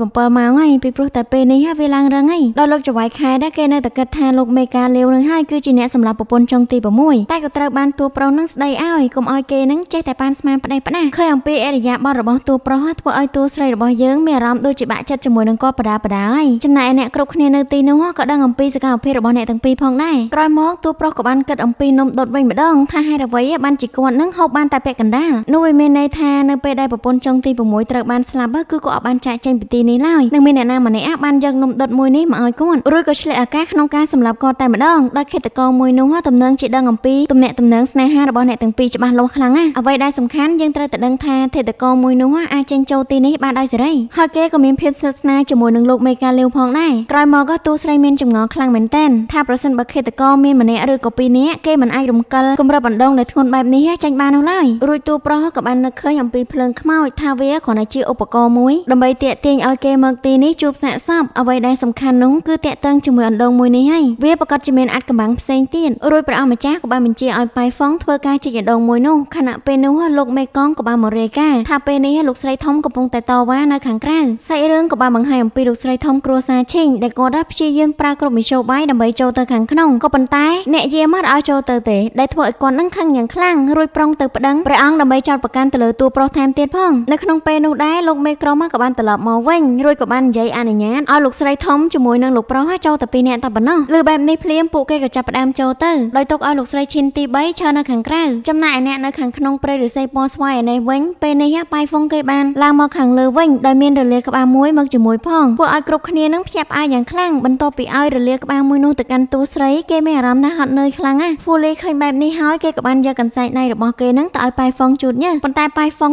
បានយកកន្សែងដៃមួយនោះទៅវាធ្វើឲ្យហ្វូលីអៀនជាមួយគេយ៉ាងខ្លាំងនៅក្នុងពេលនោះតួស្រីក៏បានពិនិត្យអំពីឆ្អឹងនៃរលាក្បាលដោយនាងបាននិយាយថាតាមការសន្និដ្ឋានរបស់នាងរលាក្បាលមួយនោះជារបស់មនុស្សស្រីហើយគាត់បានស្លាប់រយៈពេលប្រហែលជា7ឆ្នាំហើយខណៈពេលនោះលោកស្រីធំក៏បានចូលមកដល់និងឲ្យលោកចៅហ្វាយខេតទាមទារយុត្តិធម៌នឹងការពារគ្រួសាររបស់នាងផងដោយឡែកលោកចៅហ្វាយខេតពេលនេះក៏មិនអាចធ្វើអ្វីបានទេក្នុងអណ្ដងមួយនេះមានសាកសពរបស់លោកមេកាលាវដោយមានការសម្លឹងមើលពីតួប្រុសធ្វើឲ្យលោកចៅហ្វាយខេតនឹងបានដើរថយក្រោយមកកាន់តួប្រុសយ៉ាងលឿនរួចព្រះអង្គម្ចាស់ក៏បានហុចក្បាលមួយនោះទៅឲ្យលោកចៅហ្វាយខេតដើម្បីបង្ហាញទៅកាន់លោកស្រីធំក្រោយមកលោកស្រីធំក៏បាននិយាយរឿងរ៉ាវដែលតាក់ទងជាមួយអណ្ដងមួយនេះទៅប្រាប់ព្រះអង្គម្ចាស់ថាកំហុសទាំងអស់គឺមកពីកូនប្រុសរបស់គាត់តែម្នាក់កូនកាលពី8ឆ្នាំមុនកូនប្រុសរបស់គាត់បានទទូចឲ្យគាត់នឹងទទួលយកប្រពន្ធចុងទី6ដែលវាធ្វើឲ្យប្រពន្ធចុងម្នាក់ទៀតរបស់កូនប្រុសគាត់ដែលមានឈ្មោះថាយ៉ាងនាងទទួលយកអត់បានឡើយអំឡុងពេលដែលនាងនឹងកំពុងតែមានផ្ទៃពោះទៀតទើបនាងសម្រេចចិត្តលោតចូលទៅក្នុងអណ្ដងមួយនេះនៅពេលដែលមានរឿងរ៉ាវបានកើតឡើងគាត់ក៏បានទៅរកអាចារ្យហើយអាចារ្យបាននិយាយថាគំនុំនៃការសងសឹករបស់ប្រពន្ធចុងយ៉ាងពិតជាខ្លាំងពេកហើយអញ្ចឹងយើងត្រូវតែយើងកម្រឹកអណ្ដងដើម្បីបិទអណ្ដងមួយនេះដោយគាត់សម្រេចចិត្តធ្វើបែបនេះក៏ព្រោះតែចង់ការពារគ្រួសាររបស់គាត់ប៉ុណ្ណោះរួចទៅបោទៅកាន់តួប្រុសបន្ថែមទៀតថាកុំឲ្យគេនឹងដេញដោលរឿងនេះអីឮភ្លាមធ្វើឲ្យតួប្រុសបន្ទោសទៅកាន់ភាពអាត្មានិយមរបស់អ្នកស្រីខ្លាំងមែនទែនដោយនិយាយបន្ថែមទៀតថាតើអ្នកស្រីនឹងប្រកាសអត់ថាក្រុងឆ្អឹងមួយនេះគឺជារបស់ប្រពន្ធចុងយ៉ាងរួចលោកស្រីក៏បានបន្ថែមទៀតថាពិតជាប្រកាសដែរពីព្រោះតែជាច្រើនឆ្នាំមកហើយគ្មានអ្នកណាម្នាក់បានលោតចូលទៅក្នុងអណ្ដងមួយនោះទេក្រោយមកតួស្រីក៏បានសួរម្ដងអំពីការស្លាប់របស់លៀនយាថាហេតុអ្វីបានជាលោកយាយអត់រាយការណ៍ដោយលោកស្រីក៏បានទម្លាក់កំហុសទៅលើឪពុកម្ដាយរបស់លៀនយាថាគេមិនចង់ឲ្យលៀនយារំខានទៅគេឡើយគ្រាន់តែគេចង់បានប្រាក់មួយចំនួនដើម្បីធ្វើបុណ្យវាគ្រប់គ្រាន់ហើយក្រោយមកតួប្រុសគេក៏បាននិយាយដាច់អហង្ការថាត្រូវតែយកសាកសពនោះមកធ្វើបុណ្យឲ្យបានតាមត្រូវដើម្បីគោរពវិញ្ញាណក្ខន្ធអីចឹងណាដោយពេលនេះលោកស្រីក៏មិនមានការជំទាស់ជាមួយនឹងព្រះអង្គម្ចាស់ដែរចំណែកឯករណីរបស់លោកមេកាលាវត្រូវតែធ្វើការស៊ើបជាបន្តទៀតដោយពេលនេះតួស្រីហាក់បីដូចជាខឹងស្អប់ជាមួយនឹងលោកស្រីធំខ្លាំងណាស់នៅពេលដែលពួកគេបានទៅផោះតាងនៅព្រៃឫស្សីពណ៌ស្វាយតួស្រីក៏បានសង្កេតឃើញលបាយផេះបោករួមជាមួយនឹងក្លិនស្ពន់ធွာរួចនាងក៏បានយកលបាយមួយនោះទៅឲ្យតួប្រុសហិតដោយឃើញអំពីសកម្មភាពរបស់តួស្រីបែបនេះមើលទៅតួប្រុសគេដូចជាអៀនបន្តិចក៏ប៉ុន្តែត្រូវបាននាងសម្លុតឲ្យហិតជាបន្ទាន់រួចគេក៏បាននិយាយរៀបរាប់អំពីក្លិនមួយនោះដោយតួស្រីដឹងយ៉ាងច្បាស់ថាមានមនុស្សបន្លំយកស្ពន់ធွာទៅដុតនៅក្នុងអាកាសដើម្បីធ្វើជាភ្លើងពន្លាច់អ្នកយាមល្បាតរំពេចនោះលោកមេកងក៏បានមករាយការណ៍ប្រាប់គេថាពួកគេបានឃើញខ្សែពួរចងនៅជាប់ជាមួយនឹងដើមឫស្សីសូមឲ្យអ្នកទាំងពីរទៅពិនិត្យមើលក្រោយពេលដែលតួស្រីបានឃើញខ្សែចងពីដើមឫស្សីមួយទៅដើមឫស្សីមួយនាងក៏បានយកឫស្សីដែលគេបានដុតយកមកហិតមើលហើយវាគឺជាក្លិនស្ពន់ធွာដែលនាងបានសន្និដ្ឋាននោះឯងរួចតួប្រុសក៏បានបញ្ជាក់ម្ដងទៀតអំពីរឿងសាកសពរបស់លោកមេកាលាវថាមានអ្នកណាម្នាក់មានបំណងនៅក្នុងការឲ្យយើងដឹងអំពីរឿងមួយនេះម្យ៉ាងវិញទៀតប្រសិនបើសាកសពមួយនោះមិនបានធ្លាក់ទៅលើអណ្ដងយើងក៏មិនអាចរកឃើញសាកសពមួយទៀតដែលបានកប់ទៅជាច្រើនឆ្នាំនោះទេដែលធ្វើឲ្យតួស្រីនឹងចាប់ផ្ដើមនឹកឃើញករណីរបស់លៀនយាទៀតហើយនាងបានសន្និដ្ឋានថាលៀនយាប្រកាសជាសាកសពដំបងគេបំផុតដែលត្រូវបានគេច្បាច់កយកទៅទម្លាក់ចូលក្នុងទឹកបឹងដ ដោយនាងពិតជាបានឃើញអ្វីម្យ៉ាងនៅក្នុងព្រៃឫស្សីពណ៌ស្វាយនេះមិនខានទេដោយទង្វើទាំងអស់នេះវាប្រកាសជាចេតនារបស់ធាតុកោសាច់រឿងក៏បានបង្ហាញអំពីលោកស្រីធំវិញម្ដងដោយពេលនេះគាត់ដូចជាមិនសូវខ្វាយខ្វល់ជាមួយនឹងរឿងនេះប្រហែលទេដែលធ្វើឲ្យឈិនច័ន្ទគេបានងាកសម្លឹងទៅមើលមុខអ្នកបម្រើរបស់លោកយាយខ្លួនឃើញបែបនេះលោកយាយក៏បានសួរទៅកាន់គេថាកុំឲ្យគេនឹងមានគំនិតផ្ដេសផ្ដាសពីព្រោះតែអ្នកបម្រើរបស់គាត់ពិតជាស្មោះត្រង់ជាមួយនឹងគាត់ខ្លាំងណាស់ក្រោយមកឈិនច័ន្ទក៏បាននិយាយពីតួស្រីដែលតួស្រីហ៊ានកាន់សាកសពអីអញ្ចឹងណាប៉ុន្តែលោកយាយរបស់ខ្លួនបែរជានិយាយថាដោយសារតែតួស្រីនឹងចេញមកពីចលឹងថ្នាំដូច្នេះហើយភាពក្លាហានរបស់នាងក៏វាកើតឡើងទៅតាមនោះដែរមានរឿងមួយទៀតដែលឈិនច័ន្ទចង់និយាយគឺរឿងឪពុករបស់ខ្លួនដែលគេបានឲ្យយោបល់ថាឲ្យតួស្រីមកមើលឪពុករបស់គេទៅពីព្រោះតែជំងឺរបស់គាត់ហាក់បីដូចជាធ្ងន់ធ្ងរក៏ប៉ុន្តែលោកយាយគាត់បែរជានិយាយថាមិនឲ្យតួស្រីមើលជាដាច់ខាតដោយសារតែទីនេះមានពេទ្យឯកជនច្រើនណាម្យ៉ាងវិញទៀតគាត់មិនចង់ឲ្យរឿងនេះខ្ចោះខ្ចាយនោះទេពីព្រោះតែមិនចង់ឲ្យគេនឹងសើចចំអកទៅកាន់គ្រួសាររបស់គាត់រួចលោកស្រីឈិនទី3ក៏បាននិយាយបន្តថាប្រសិនបើពួកគេជីកទៅជ្រៅជាងនេះប្រកាសជាមានរឿងជាមិនខានឡើយក៏ប៉ុន្តែលោកស្រីធំគាត់មិនចាប់អារម្មណ៍ឡើយដោយគាត់និយាយថាប្រសិនបើគេជីកយកឆ្អឹងម្នាក់នោះអស់គេប្រកាសជាបញ្ឈប់សកម្មភាពរបស់ពួកគេតែលោកស្រីទី3គាត់នៅតែភ័យដដែលដោយឡែកលោកស្រីធំក៏អត់ខ្លាចឡើយពីព្រោះតែគាត់នឹងពឹងពាក់ទៅលើព្រះរាជបុត្រថាគាត់មិនឲ្យព្រះអម្ចាស់យ៉ាងស៊ីនឹងធ្វើបាបគ្រួសាររបស់គេរងាយនោះទេដោយឈិនច័ន្ទគេចង់ដឹងអំពីមូលហេតុដែលលោកស្រីយ៉ាងនឹងធ្លាក់ចូលទៅក្នុងអណ្ដូងក៏ប៉ុន្តែត្រូវបានម្ដាយរបស់គេហាមឃាត់និងមិនឲ្យគេសួរជាបន្តទៀតឡើយរួចអ្នកបម្រើរបស់លោកស្រីធំក៏បានសួរអំពីសាកសពរបស់លោកលាវជាមួយនឹងប្រពន្ធចុងទី6ថានឹងត្រូវចាត់ចែងដោយរបៀបណាប៉ុន្តែលោកស្រីពេលនេះក៏អត់ខ្វល់ឡើយគាត់ដឹងថាប្រពន្ធចុងទី6ជាមួយនឹងលោកលាវដល់ភ័យអាម៉ាស់ដល់គ្រួសាររបស់គាត់ខ្លាំងណាស់នៅពេលដែលរឿងនេះចាប់ទទួលបានសាកសពគាត់បានឲ្យអ្នកបម្រើនឹងយកសាកសពមួយនោះទៅបោះចោលក្នុងដៅទៅបានហើយសាច់រឿងក៏បានបង្ហាញអំពីអ្នកទាំង4ឯនេះវិញដោយតួស្រីបានសួរទៅកាន់ព្រះអង្គម្ចាស់អំពីករណីទាំង3នេះថាតើព្រះអង្គម្ចាស់ទ្រង់យល់យ៉ាងណាដែរដោយព្រះអង្គម្ចាស់បាននិយាយអំពីសមរភូមិយិនស៊ីថាពេលនោះគាត់ជាអ្នកដឹកនាំក្នុងករណីដែលប្រជាជនស្លូតត្រង់ត្រូវបានគេសម្លាប់ដោយគ្មានធម្មតាហើយគាត់បានតាមដានអំពីផុសតាំងដែលអចេតនារបស់ទាហានម្ខាងទៀតដោយក្នុងរឿងព្រៃឫស្សីពណ៌ស្វាយមួយនេះបានធ្វើឲ្យគាត់នឹងនឹកឃើញដល់រឿងនោះនៅពេលដែលគាត់បានចេញទៅល្បាតប្រជាជនស្លូតត្រង់ទាំងអស់ត្រូវបានពួកសត្រូវចាក់សោនៅក្នុងបន្ទប់ព្រមទាំងដុតភ្លើងពីខាងក្រៅនៅពេលដែលទ្រង់បានត្រឡប់មកវិញអ្នកដែលនៅខាងក្នុងនោះគឺស្លាប់អស់ហើយដោយផុសតាំងនៅខាងក្រៅវាបន្សល់ទុកតែដើមមួយដើមតែប៉ុណ្ណោះដែលធ្វើឲ្យគាត់នឹងមានគំនិតក្នុងការសម្លាប់ទៅកាន់ពួកសត្រូវយ៉ាងខ្លាំងក្រោយមកគាត់ក៏បានដេញតាមពួកគេដែលគាត់មិននឹកស្មានសោះថាខ្លួនឯងបានជាប់អន្ទាក់ពួកសត្រូវធ្វើឲ្យទាហានរបស់ទ្រង់ត្រូវបានស្លាប់ទាំងអស់នៅថ្ងៃនោះទ្រង់ពិតជាមានវិបដិសារីចំពោះការគិតរបស់ខ្លួនឯងខ្លាំងណាស់ដោយតួស្រីបាននិយាយលើកទឹកចិត្តទៅកាន់ព្រះអង្គម្ចាស់ថាក្មេងប្រុសដែលមានអាយុសកលព្រះអង្គម្ចាស់នៅពេលនោះគេមិនបានធ្វើដោយព្រះអង្គម្ចាស់ផងដូច្នេះសូមឲ្យទ្រង់នឹងកុំអស់សង្ឃឹមអីលើបែបនេះធ្វើឲ្យព្រះអង្គម្ចាស់ហាក់បីដូចជាមានកម្លាំងចិត្តជាងមុនបន្តិចក្រោយមកទ្រង់ក៏បាននិយាយទៅកាន់តួស្រីថាឲ្យតួស្រីនឹងត្រឡប់ទៅវិញដើម្បីសម្រាកទៅដោយទ្រង់មានន័យថាមិនចង់ឲ្យនាងតាក់ទងជាមួយនឹងរឿងនេះឡើយប៉ុន្តែតួស្រីនាងបានបដិសេធសួរថានាងខុសអ្វីហេតុអ្វីបានជាទ្រង់នឹងមិនឲ្យនាងចូលរួមនៅក្នុងរឿងមួយនេះដោយហេតុផលចម្បងរបស់តួប្រុសគឺដោយសារតែតួស្រីនឹងគឺជាសមាជិកនៅក្នុងគ្រួសារនេះដូច្នេះហើយគេមិនចង់ឲ្យតួស្រីនឹងមានរឿងរកាំរកូសជាមួយនឹងគ្រួសារប៉ុន្តែតួស្រីនាងអត់ព្រមឡើយដោយនិយាយថាលោកសួរពុំទាន់មានជំនាញច្បាស់លាស់នៅឡើយទេគឺត្រូវការនាងដើម្បីបកស្រាយបញ្ហាអស់ទាំងនេះក្រោយមកតួស្រីក៏បាននិយាយបន្ថែមទៀតថាប្រសិនបើនាងធ្លាក់ចូលទៅក្នុងស្ថានភាពអាក្រក់ពិតមែនណានាងនឹងសូមឲ្យតួប្រុសនឹងជួយនាងហើយតើតួប្រុសពិតជាជួយនាងមែនអត់លើសម្ដីបែបនេះតួប្រុសក៏បានយកដៃរបស់ខ្លួននឹងទៅចាប់ដៃតួស្រីឃើញព្រះអង្គម្ចាស់ចាប់ដៃអ្នកនាងរបស់ខ្លួនធ្វើឲ្យហ្វូលីគេចង់ទៅខាត់ក៏ប៉ុន្តែត្រូវបៃហ្វុងគេហាមឃាត់នាងជាប់ដោយកាន់ដៃរបស់នាងអំឡុងពេលនោះព្រះអង្គម្ចាស់ក៏យកព្រមជាមួយនឹងតួស្រីផងដែរដោយហ្វូលីនាងបានកវេដៃចេញពីបៃហ្វុងនិងទាត់គេមួយជើងទៀតផងដែលធ្វើឲ្យព្រះអង្គម្ចាស់ជាមួយនឹងតួស្រីរបស់យើងក៏ចាប់ផ្ដើមប្រឡែងដៃគ្នាផងដែរសាច់រឿងក៏បានបង្ហាញអំពីប្រុសឈិនទី3ដែលពេលនេះគេខឹងជាមួយនឹងម្ដាយរបស់គេយ៉ាងខ្លាំងដោយខ្លាចអំណាចរបស់ព្រះអង្គម្ចាស់យៀនជីដោយកូនប្រុសរបស់គេក៏បាននិយាយបន្លាចគេបន្ថែមទៀតធ្វើឲ្យលោកម្ចាស់គេខ្លាចយ៉ាងខ្លាំងសាច់រឿងក៏បានបង្ហាញអំពីតួស្រីរបស់យើងដោយពេលនេះនាងកំពុងតែគូសគ្រោងឆ្អឹងដើម្បីទុករំរៀបនៅថ្ងៃស្អែកដោយរឿងមួយនេះត្រូវបានលើកមើលដោយអ្នកបម្រើម្នាក់ទៀតនៅព្រឹកបន្ទាប់តួស្រីក៏បានយកគំនូរមួយនោះដើម្បីផ្ទៀងផ្ទាត់នៅក្នុងការរៀបគ្រោងឆ្អឹងក្រោយមកពួកគេក៏ចាប់ផ្ដើមធ្វើការតម្រៀបឆ្អឹងដោយមានព្រះអង្គម្ចាស់គឺជាអ្នកកត់ត្រាក្រោយពេលដែលពួកគេបានតម្រៀបគ្រោងឆ្អឹងនោះអស់តួស្រីក៏ចាប់ផ្ដើមវិនិច្ឆ័យទៅលើគ្រោងឆ្អឹងទាំងមូលការសន្និដ្ឋានដំបូងបានបញ្ជាក់ថាសាកសពមួយនេះត្រូវបានស្លាប់នៅពេលដែលបានធ្លាក់ចូលទៅក្នុងអណ្ដូងចំណែកឯចំណុចសំខាន់មួយទៀតគឺនាងបានបង្កើតកូនរួចហើយដោយតួប្រុសបានបញ្ជាក់អំពីសម្ដីរបស់លោកស្រីធំថានាងបានរលូតកូនអំឡុងពេលដែលនាងនឹងបានធ្លាក់ចូលទៅក្នុងអណ្ដូងប៉ុន្តែតួស្រ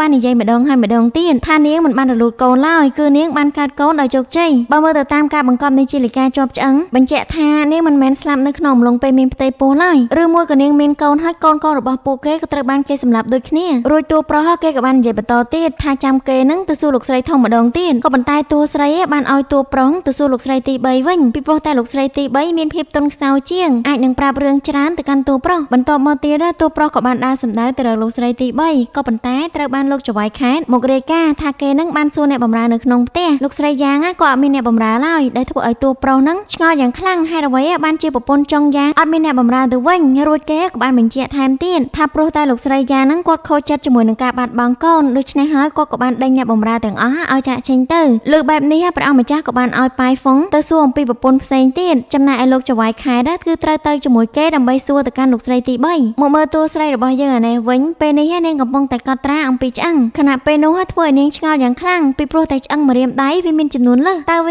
ាគឺជាឆ្អឹងរបស់អ្នកណាគេនៅពេលដែលព្រះអង្គម្ចាស់យ៉ាងជីបានទៅជួបជាមួយនឹងលោកស្រីទី3ទ្រង់ក៏បាននិយាយរៀបរាប់អំពីសាកសពបុណ្យចុងយ៉ាងថានាងធ្លាប់មានកូនពីមុនមកប៉ុន្តែលោកស្រីធំមកអត់បាននិយាយរឿងនេះទៅប្រាប់ទ្រង់ឡើយដូច្នេះហើយទ្រង់ចង់ដឹងរឿងនេះពីលោកស្រីទី3វិញក៏ប៉ុន្តែលោកស្រីទី3បាននិយាយថានាងអត់ដឹងអ្វីទាំងអស់ពីព្រោះនៅពេលដែលប្រពន្ធចុងយ៉ាងចូលមកក្នុងគ្រួសារនេះនាងមានអាយុត្រឹមតែ20ឆ្នាំតែប៉ុណ្ណោះដោយប្តីរបស់នាងពិតជាស្រឡាញ់នាងខ្លាំងមែនទែនរួចក៏បានផ្ដល់កន្លែងស្នាក់នៅដាច់ដោយឡែកឲ្យទៅកាន់នាងទៀតផងដែលធ្វើឲ្យគាត់នឹងមិនដឹងរឿងអ្វីទាំងអស់លើបែបនេះទ្រង់ក៏បាននិយាយបន្តទៀតថាអញ្ចឹងមានតែទ្រង់នឹងទៅជួបជាមួយនឹងលោកឈិនទី3ដើម្បីសួរគាត់ឲ្យដឹងច្បាស់លាស់ខណៈពេលនោះកូនប្រុសរបស់គេក៏បានចេញមកថាឪពុករបស់គេនឹងសន្លប់រយៈពេល2ថ្ងៃហើយក៏ប៉ុន្តែព្រះអង្គម្ចាស់ទ្រង់អត់ខ្វល់នោះទេនឹងបន្តដំណើរទៅរកបន្ទប់របស់គេជាបន្តទៀតក្រោយពេលដែលទ្រង់បានចូលទៅដល់ក្នុងបន្ទប់លោកម្ចាស់ទី3លោកគ្រូពេទ្យក៏បានចេញទៅក្រៅធ្វើឲ្យទ្រង់មានឱកាសក្នុងការនៅតែ2នាក់រួចទ្រង់ក៏បានទៅអង្គុយលើគ្រែរបស់លោកម្ចាស់ទី3វាធ្វើឲ្យលោកម្ចាស់ទី3អត់ទាន់ត្រៀមខ្លួ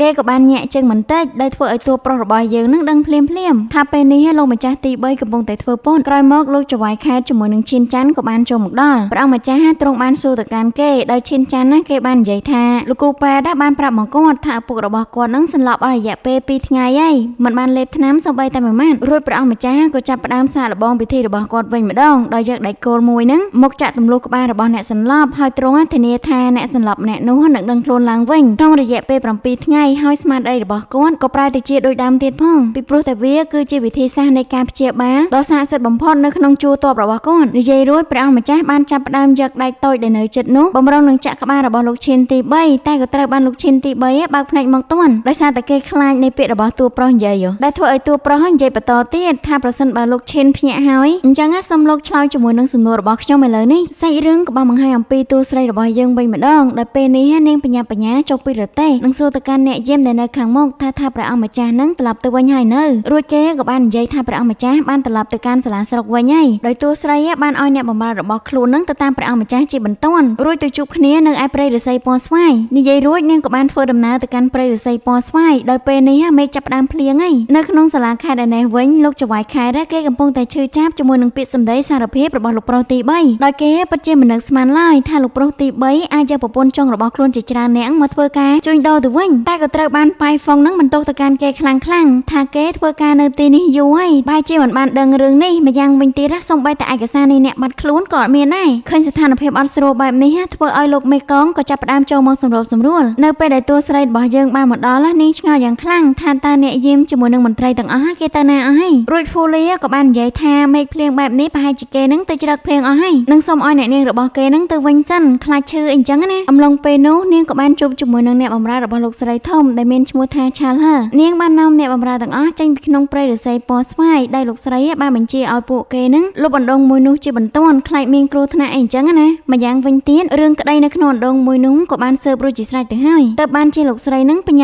ឲ្យគេលុបបែបនេះរំពេចនោះដែរឆាត់របស់តួស្រីត្រូវបានខូចរួចអ្នកបម្រើរបស់លោកស្រីធំបាននិយាយមកកាន់នាងថាគេនឹងមានឆាត់មួយទៀតដែលស្តៀងជាមួយនឹងនេះចឹងហើយចាំលើកក្រោយចាំគេយកមកឲ្យនាងរួចក៏បានធ្វើដំណើរចាកចេញទៅតួស្រីនាងមិនបង្អង់ពេលយូរឡើយក៏ចាប់ផ្ដើមរត់ទៅកាន់ព្រៃឫស្សីពណ៌ស្វាយយ៉ាងលឿននៅពេលដែលនាងបានរត់ទៅដល់មាត់អណ្ដូងមួយនោះត្រូវបានគេបិទហើយខណៈពេលនោះព្រះអង្គម្ចាស់ក៏បានចូលមកដូចគ្នាឃើញបែបនេះគាត់ក៏បាននិយាយឡើងថាគាត់បានសួរសំណួរទៅកាន់លោកឈិនទី3ហើយរួចគេក៏បានសារភាពថាគេបានទិញលោកស្រីយ៉ានមកពីកន្លែងជួញដូរមួយដោយនៅពេលនោះលោកស្រីយ៉ានគាត់មានកូនមានប្តីហើយតែដែលឃើញនាងស្អាតពេកគាត់បានយកនាងធ្វើជាប្រពន្ធចុងរបស់គាត់ដោយផ្ដល់កន្លែងស្នាក់នៅមួយដែលតម្លៃពីគេរហូតដល់ពេលដែលនាងនឹងបានលោតចូលទៅក្នុងអណ្ដូងមួយនេះហើយលោកស្រីធំដឹងជាមុនហើយថាយើងនឹងទៅសួរកូនប្រុសរបស់គាត់ទើបគាត់ប្រញាប់លុបអណ្ដូងបែបនេះរួចតួស្រីក៏បានឲ្យរបស់មួយទៅកាន់តួប្រុសដែលនិយាយថានៅពេលដែលគេធ្វើការសិក្សាវិច័យទៅលើក្រុមឆ្អឹងរបស់លោកស្រីយ៉ា យានគឺបានប្រទះជាមួយនឹងកំណាត់ឆ្អឹងដៃរបស់មនុស្សដោយតាមការសន្និដ្ឋានឆ្អឹងមួយនេះគឺជារបស់ក្មេងស្រ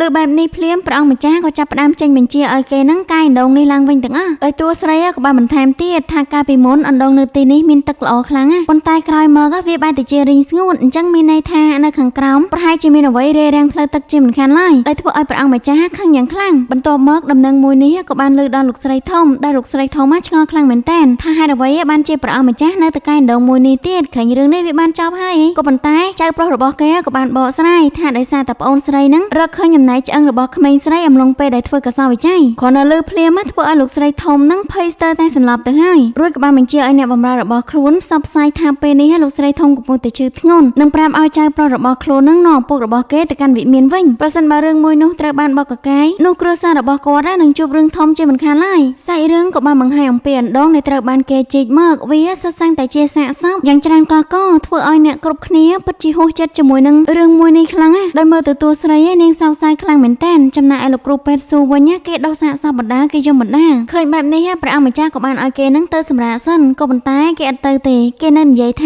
ាគេនៅសម្អាតសាកសពទាំងអស់នេះឲ្យបានល្អសិនចំណែកឯតួស្រីរបស់យើងឯនេះវិញក៏មានអារម្មណ៍មិនខុសពីលោកគ្រូពេទ្យស៊ូប្រមាណដែរដោយនាងយំបណ្ដានាងសម្អាតបណ្ដាមើលទៅដៃរបស់នាងឡើងហូរឈាមហើយឃើញបែបនេះព្រះអង្គម្ចាស់ក៏បានឲ្យនាងនឹងទៅសម្រាកទៅឲ្យគាត់ធ្វើបន្តទៀតប៉ុន្តែតួស្រីចេះខ្លាំងនាងអត់ព្រមទៅសម្រាកនោះឡើយដែលធ្វើឲ្យព្រះអង្គម្ចាស់នឹងចាប់ដៃនាងឡើងជាប់រួចក៏បាននិយាយកុំឲ្យនាងនឹងធ្វើទារុណកម្មទៅលើខ្លួនឯងបែបនេះអីប៉ុន្តែតួស្រីនាងនៅតែមិនទាន់អស់ចិត្តពីព្រោះតែមនុស្សទាំងអស់នេះគេត្រូវស្លាប់ដោយអយុត្តិធម៌ហេតុអ្វីបានជាពួកគេត្រូវស្លាប់ដោយរបៀបនេះវិញតួស្រីបានស្រែកឡើងតែអារម្មណ៍ឈឺចាប់ដោយនិយាយបន្តទៀតថាសាកសពទាំងអស់នេះត្រូវបានគេកប់នៅក្នុងអណ្ដូងអស់រយៈពេលជាច្រើនឆ្នាំដោយពោពេញទៅដោយភាពងងឹតហេតុអ្វីបានជាមនុស្សនឹងសាហាវខ្លាំងម្ល៉េះដោយព្រះអង្គម្ចាស់មិនអាចទ្រាំឃើញភាពជឿចោលរបស់តួស្រីទ្រង់ក៏បានទៅអោបនាងមើលទៅកាន់មនុស្សជុំវិញក៏មានអារម្មណ៍ដូចជាតួស្រីរបស់យើងដែរដោយព្រះអង្គម្ចាស់បាននិយាយលួងលោមទៅកាន់តួស្រីបន្ថែមទៀតសាច់រឿងក៏បានបង្ហាញអំពីឈៀនចាន់យកឪពុករបស់គេចេញពីវិមានដោយមើលទៅមុខរបស់ឆាតហឺគេពិតជាពេញចិត្តយ៉ាងខ្លាំងចំណែកឯខាងតួស្រីនេះវិញនាងកំពុងតែសោកសៅជាមួយនឹងក្រុងឆ្អឹងដែលបានតម្រៀបរួចដោយវាសុទ្ធសឹងតែជាក្មេងស្រីដែលមិនទាន់គ្រប់អាយុលើបែបនេះធ្វើឲ្យព្រះអង្គម្ចាស់ខឹងជាមួយនឹងគ្រួសារនេះយ៉ាងខ្លាំងរហូតដល់បាត់បង់សតិបន្តិចក៏ប៉ុន្តែត្រូវបានតួស្រីនឹងដាក់អារម្មណ៍របស់គេមកវិញថាយើងត្រូវតែទាមទាររកយុត្តិធម៌ឲ្យអ្នកស្លាប់អីអញ្ចឹងណាអំឡុងពេលនោះដែរលោកស្រីឈិនបានមករកលោកចៅវាយខេតដោយសួរគេថាហេតុអ្វីបានជាហ៊ានជីងដងយកសាកសពចេញមកក្រៅដោយគ្មានការអនុញ្ញាតពីគេតែលោកចៅវាយខេតក៏បានបញ្ជាក់ថាវាគឺជាបញ្ជារបស់ព្រះអង្គម្ចាស់ដោយលោកស្រីធំគេធ្វើជាខឹងជាមួយនឹងលោកចៅវាយខេតយ៉ាងខ្លាំងថាមិនទុកមុខឲ្យគេអីអញ្ចឹងណានឹងគម្រាមបន្ថែមទៀតថានឹងទៅប្តឹងរហូតដល់ព្រះរាជាក៏ប៉ុន្តែពេលនេះលោកចៅវាយខេតគេអត់ខ្វល់ឡើយដែលធ្វើឲ្យលោកស្រីធំនឹងខឹងកាន់តែខ្លាំងរួចក៏បាននិយាយថាប្រសិនបើគេធ្វើបែបនេះដាក់គាត់សុខចិត្តស្លាប់នឹងបានរុញលោកចៅវាយខេតទៅបុកជាមួយនឹងតុកទាំងអស់គ្នាដោយរឿងមួយនេះត្រូវបានរាយការណ៍ទៅកាន់តួប្រុសហើយតួប្រុសក៏បានបញ្ញាមកមើលហេតុការណ៍ទាំងអស់ក្រោយមកលោកស្រីទី3ក៏បានសូមវល់ទៅកាន់ព្រះអង្គម្ចាស់ថាខ្លួននឹងមិនមានបំណងនៅក្នុងការជ្រៀតជ្រែករឿងស៊ើបក្តីរបស់ទ្រង់ឡើយក៏ប៉ុន្តែអ្នកម្ដាយរបស់ខ្លួនធុញថប់ខ្លាំងពេកទៅមកទីនេះអ្វីដែលសំខាន់ណាស់ព្រះអង្គម្ចាស់អត់ជឿសម្ដីរបស់ពួកគេឡើយក៏បានបញ្ជាឲ្យលោកចៅវាយខេតខកខ្លួនទាំងអស់អ្នកដែលនៅក្នុងគ្រួសារនេះប្រសិនបើមានអ្នកណាប្រឆាំចាប់ទុកជាអ្នករួមគំនិតរួចអ្នកទាំងអស់គ្នាក៏បានដើរចាកចេញទៅដោយធ្វើឲ្យលោកស្រីទី3បញ្ញាប់ហៅម្ដាយរបស់ខ្លួនឲ្យឡើងមកវិញមកដោយសួរទៅកាន់លោកស្រីធំថាតើយើងនឹងគួរធ្វើយ៉ាងម៉េចបន្តទៀតដោយលោកស្រីធំក៏បាននិយាយថាធ្វើយ៉ាងណាក៏ដោយត្រូវតែរក្សាចៅប្រុសដែលជាកូនរបស់ឈិនចាន់ឲ្យបានល្អបំផុតនោះគ្រួសាររបស់គាត់នឹងមានសុវត្ថិភាពជាមិនខានសាច់រឿងក៏បានបង្ហាញអំពីលោកឈិនទី3ដែលចាកចេញពីវិមានប៉ុន្តែគេមិននឹកស្មានឡើយថារឿងទាំងអស់នេះកូនរបស់គេបានដឹងរួចជាស្រេចហើយថាទោះបីជាយ៉ាងណាក៏ដោយក៏ឪពុករបស់គេនឹងមិនអាចចាកចេញពីទីនេះបានឡើយពួកឲ្យលោកឈិននឹងខឹងជាមួយនឹងកូនប្រុសរបស់គេយ៉ាងខ្លាំងនៅក្នុងបន្ទប់ដាក់ក្រុងឆ្អឹងឯនេះវិញតួស្រីបានរៀបរាប់ទៅប្រាប់លោកចៅវាយខេតថាក្មេងស្រីដែលបានស្លាប់នេះមានអាយុប្រហែលជា12ឆ្នាំទៅ16ឆ្នាំរយៈពេលស្លាប់គឺ7ឆ្នាំហើយនៅពេលដែលពិនិត្យឃើញថាម្រាមដៃជាមួយនឹងឆ្អឹងជំនីរបស់អ្នកស្លាប់ត្រូវបានបាក់រួចហើយក៏ជាឡើងវិញនោះវាមានន័យថាអំឡុងពេលដែលគេនៅរស់គេបានទទួលទារុណកម្មយ៉ាងខ្លាំងក្លារួចតួប្រុសក៏បាននិយាយបន្ថែមទៀតថាករណីមួយនេះគឺវាមានចំពោះតែអ្នកទោសដែលត្រូវបានគេដាក់ទារុណកម្មតែប៉ុណ្ណោះស្ដាប់ឮហើយធ្វើឲ្យតួស្រីនាងឈឺចាប់យ៉ាងខ្លាំងបើទោះបីជាតួប្រុសខំនិយាយលួងលោមនាងយ៉ាងណាក៏ដោយក៏នាងនៅតែបន្ទោសខ្លួនឯងថាគ្មានសមត្ថភាពក្នុងការរកធាតុករឲ្យបានឆាប់អីអញ្ចឹងណាដោយតួប្រុសក៏បាននិយាយបន្ថែមទៀតឲ្យនាងនឹងជឿជាក់ទៅលើខ្លួនឯងពួកយើងនឹងស្វែងរកយុត្តិធម៌ទាំងអស់គ្នាអំឡុងពេលនោះផងដែរលោកចៅវាយខេតបានប្រាប់ទៅកាន់ព្រះអង្គម្ចាស់ថាពេលនេះលោកស្រីឈិនធ្លាក់ខ្លួនឈឺហើយគេខ្លាចថ្នាក់លើរឿងអីអញ្ចឹងណាក៏ប៉ុន្តែតួប្រុសក៏បាននិយាយទៅប្រាប់គេវិញថាវាមិនមែនជាករណីសម្លាប់ធម្មតានោះឡើយវាតាក់ទងជាមួយនឹងការជួញដូរមនុស្សយ៉ាងណាមិញបន្ទប់របស់ប្រពន្ធចុងយ៉ាងនៅឆ្ងាយខ្លាំងណាស់ចុះហេតុអ្វីបានជា ជាគាត់មកសម្លាប់ខ្លួននៅព្រៃរស័យពណ៌ស្វាយនេះទៅវិញ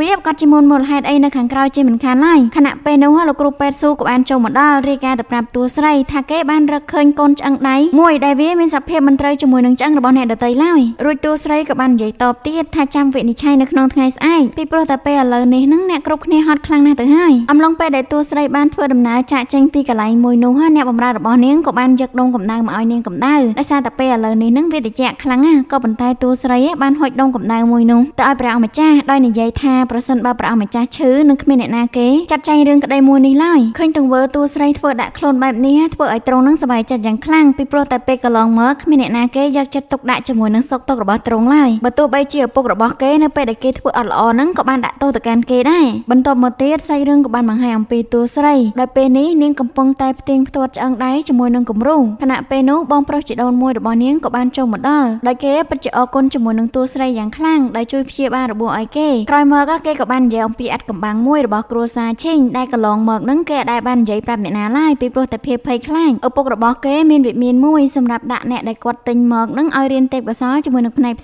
សេងក៏ប៉ុន្តែពួកគេទាំងអស់គ្នាត្រូវបានបាត់ខ្លួននៅពេលមិនយូរប្រហែលឡើយវាតាក់ទងជាមួយអណ្ដូងព្រៃរស័យពណ៌ស្វាយនោះឯងដោយថ្ងៃមួយគេបានទៅរួចមកហូបដោយសារតែគេគឺជាកូនប្រពន្ធចុងដូច្នេះហើយការហូបចុកគឺមិនគ្រប់គ្រាន់នោះឡើយខណៈពេលនោះគេក៏បានដើរឆ្លងកាត់ព្រៃរស័យពណ៌ស្វាយចៃដន្យណាក៏បានប្រទះឃើញលោកមេកាលាវនឹងបីសាកសោចម្លាក់ចូលទៅក្នុងអណ្ដូងមួយនោះដែលធ្វើឲ្យគេនឹងមានភាពភ័យខ្លាចយ៉ាងខ្លាំងមិនយូរប៉ុន្មានឪពុករបស់ខ្លួនក៏បាននាំស្ត្រីមកម្នាក់ទៀតដោយស្ត្រីម្នាក់នោះក៏មានសម្រស់ស្រស់ស្អាតខ្លាំងណាស់វាធ្វើឲ្យលោកម្ចាស់ឆេងនឹងតែងតែផ្គប់ចិត្តគ្រប់យ៉ាងទៅនាងក៏ប៉ុន្តែនាងតែងតែអង្វរទៅកាន់គាត់និងសុំចេញពីទីនេះដោយគេបានឃើញយ៉ាងច្បាស់នៅក្នុងថ្ងៃមួយគេបានលួចចូលទៅកន្លែងនោះហើយក៏ជួបជាមួយនឹងប្រពន្ធចុងយ៉ាងគាត់ញញឹមស្អាតណាស់មកកាន់គេខណៈពេលនោះឪពុករបស់គាត់បានចាប់បង្ខំប្រពន្ធយ៉ាងនៅទីនោះមើលទៅវាខូខើខ្លាំងមែនតើមិនយូរប៉ុន្មានឪពុករបស់គេក៏បានយកប្រពន្ធចុងទី6ដែលធ្វើឲ្យគាត់នឹងមិនសូវមានពេលទៅមើលប្រពន្ធចុងយ៉ាងប្រហែលទេពេលមួយថ្ងៃទៅមួយថ្ងៃប្រពន្ធចុងទី6តែងតែធ្វើបាបប្រពន្ធចុងយ៉ាងជានិច្ចដោយសារតែនាងនឹងចំណែនជាមួយនឹងសម្រស់របស់ប្រពន្ធចុងយ៉ាងតែប្រពន្ធចុងយ៉ាងនាងអត់តបតជាមួយនឹងគេវិញឡើយរាល់ពេលថ្ងៃប្រពន្ធចុងយ៉ាងតែងតែចាំនៅមាត់ទ្វារហាក់បីដូចជាកំពុងរងចាំអ្នកណាម្នាក់អញ្ចឹងឃើញបែបនេះគេក៏បានយកផ្កាទៅឲ្យប្រពន្ធចុងយ៉ាងដើម្បីឲ្យគាត់នឹងមានភាពរីករាយខ្លះរឿងបែបនេះបន្តពីមួយថ្ងៃទៅមួយថ្ងៃរហូតដល់ប្រពន្ធយ៉ាងបានសម្រេចចិត្តថានឹងចាកចេញពីវិមានមួយនោះក៏ប៉ុន្តែត្រូវបានលោកលាវជាមួយនឹងប្រពន្ធចុងទី6បានបើកទ្វារមកតន់ដោយនាងបានវល់ទៅកាន់លោកមេកាលាវហាក់បីដូចជាពឹងពាក់គាត់ពីរឿងអ្វីមួយអញ្ចឹងតែក៏ត្រូវបានប្រពន្ធចុងទី6អោនមកខ្សោយអ្វីមួយយ៉ាងដែលធ្វើឲ្យនាងនឹងមានការឈឺចាប់យ៉ាងខ្លាំងនៅក្នុងយប់នោះផងដែរប្រពន្ធចុងយ៉ាងបានសម្រេចចិត្តទៅព្រៃឫស្សីពណ៌ស្វាយដើម្បីលោតចូលអណ្ដូងរូបភាពនៃការសម្លាប់ខ្លួនរបស់គាត់បាននៅជាប់នៅក្នុងចិត្តរបស់គេរហូតមកដល់បច្ចុប្បន្ននេះដែលកន្លងមកគេអាចហ៊ាននិយាយរឿងនេះជាមួយនឹងអ្នកណាឡើយពីព្រោះតែគេខ្លាចតែឥឡូវនេះគេទុកចិត្តទៅលើសមត្ថភាពរបស់តួស្រីថាតួស្រីនឹងអាចរកយុត្តិធម៌ឲ្យអ្នកដែលបានស្លាប់សាច់រឿងក៏បានបង្ហាញអំពីលោកឈិនទី3ឯនេះវិញដោយពេលនេះគាត់ពិតជាចង់ចេញពីទីនេះខ្លាំងណាស់តែកូនប្រុសរបស់គាត់បាននិយាយថាទោះបីជាយ៉ាងណាក៏ដោយក៏លោកឪពុកត្រូវតែនៅទីនេះរួចគេក៏បានដើរចាកចេញទៅដែលធ្វើឲ្យឪពុករបស់គេនឹងខឹងយ៉ាងខ្លាំងរហូតដល់សន្លប់បើមើលទៅកាន់ម្រាមដៃរបស់គាត់ហាក់បីដូចជាត្រូវពឹសអញ្ចឹងនៅពេលដែលលោកស្រីធំបានដឹងរឿងនេះគាត់ពិតជាពិបាកចិត្តយ៉ាងខ្លាំង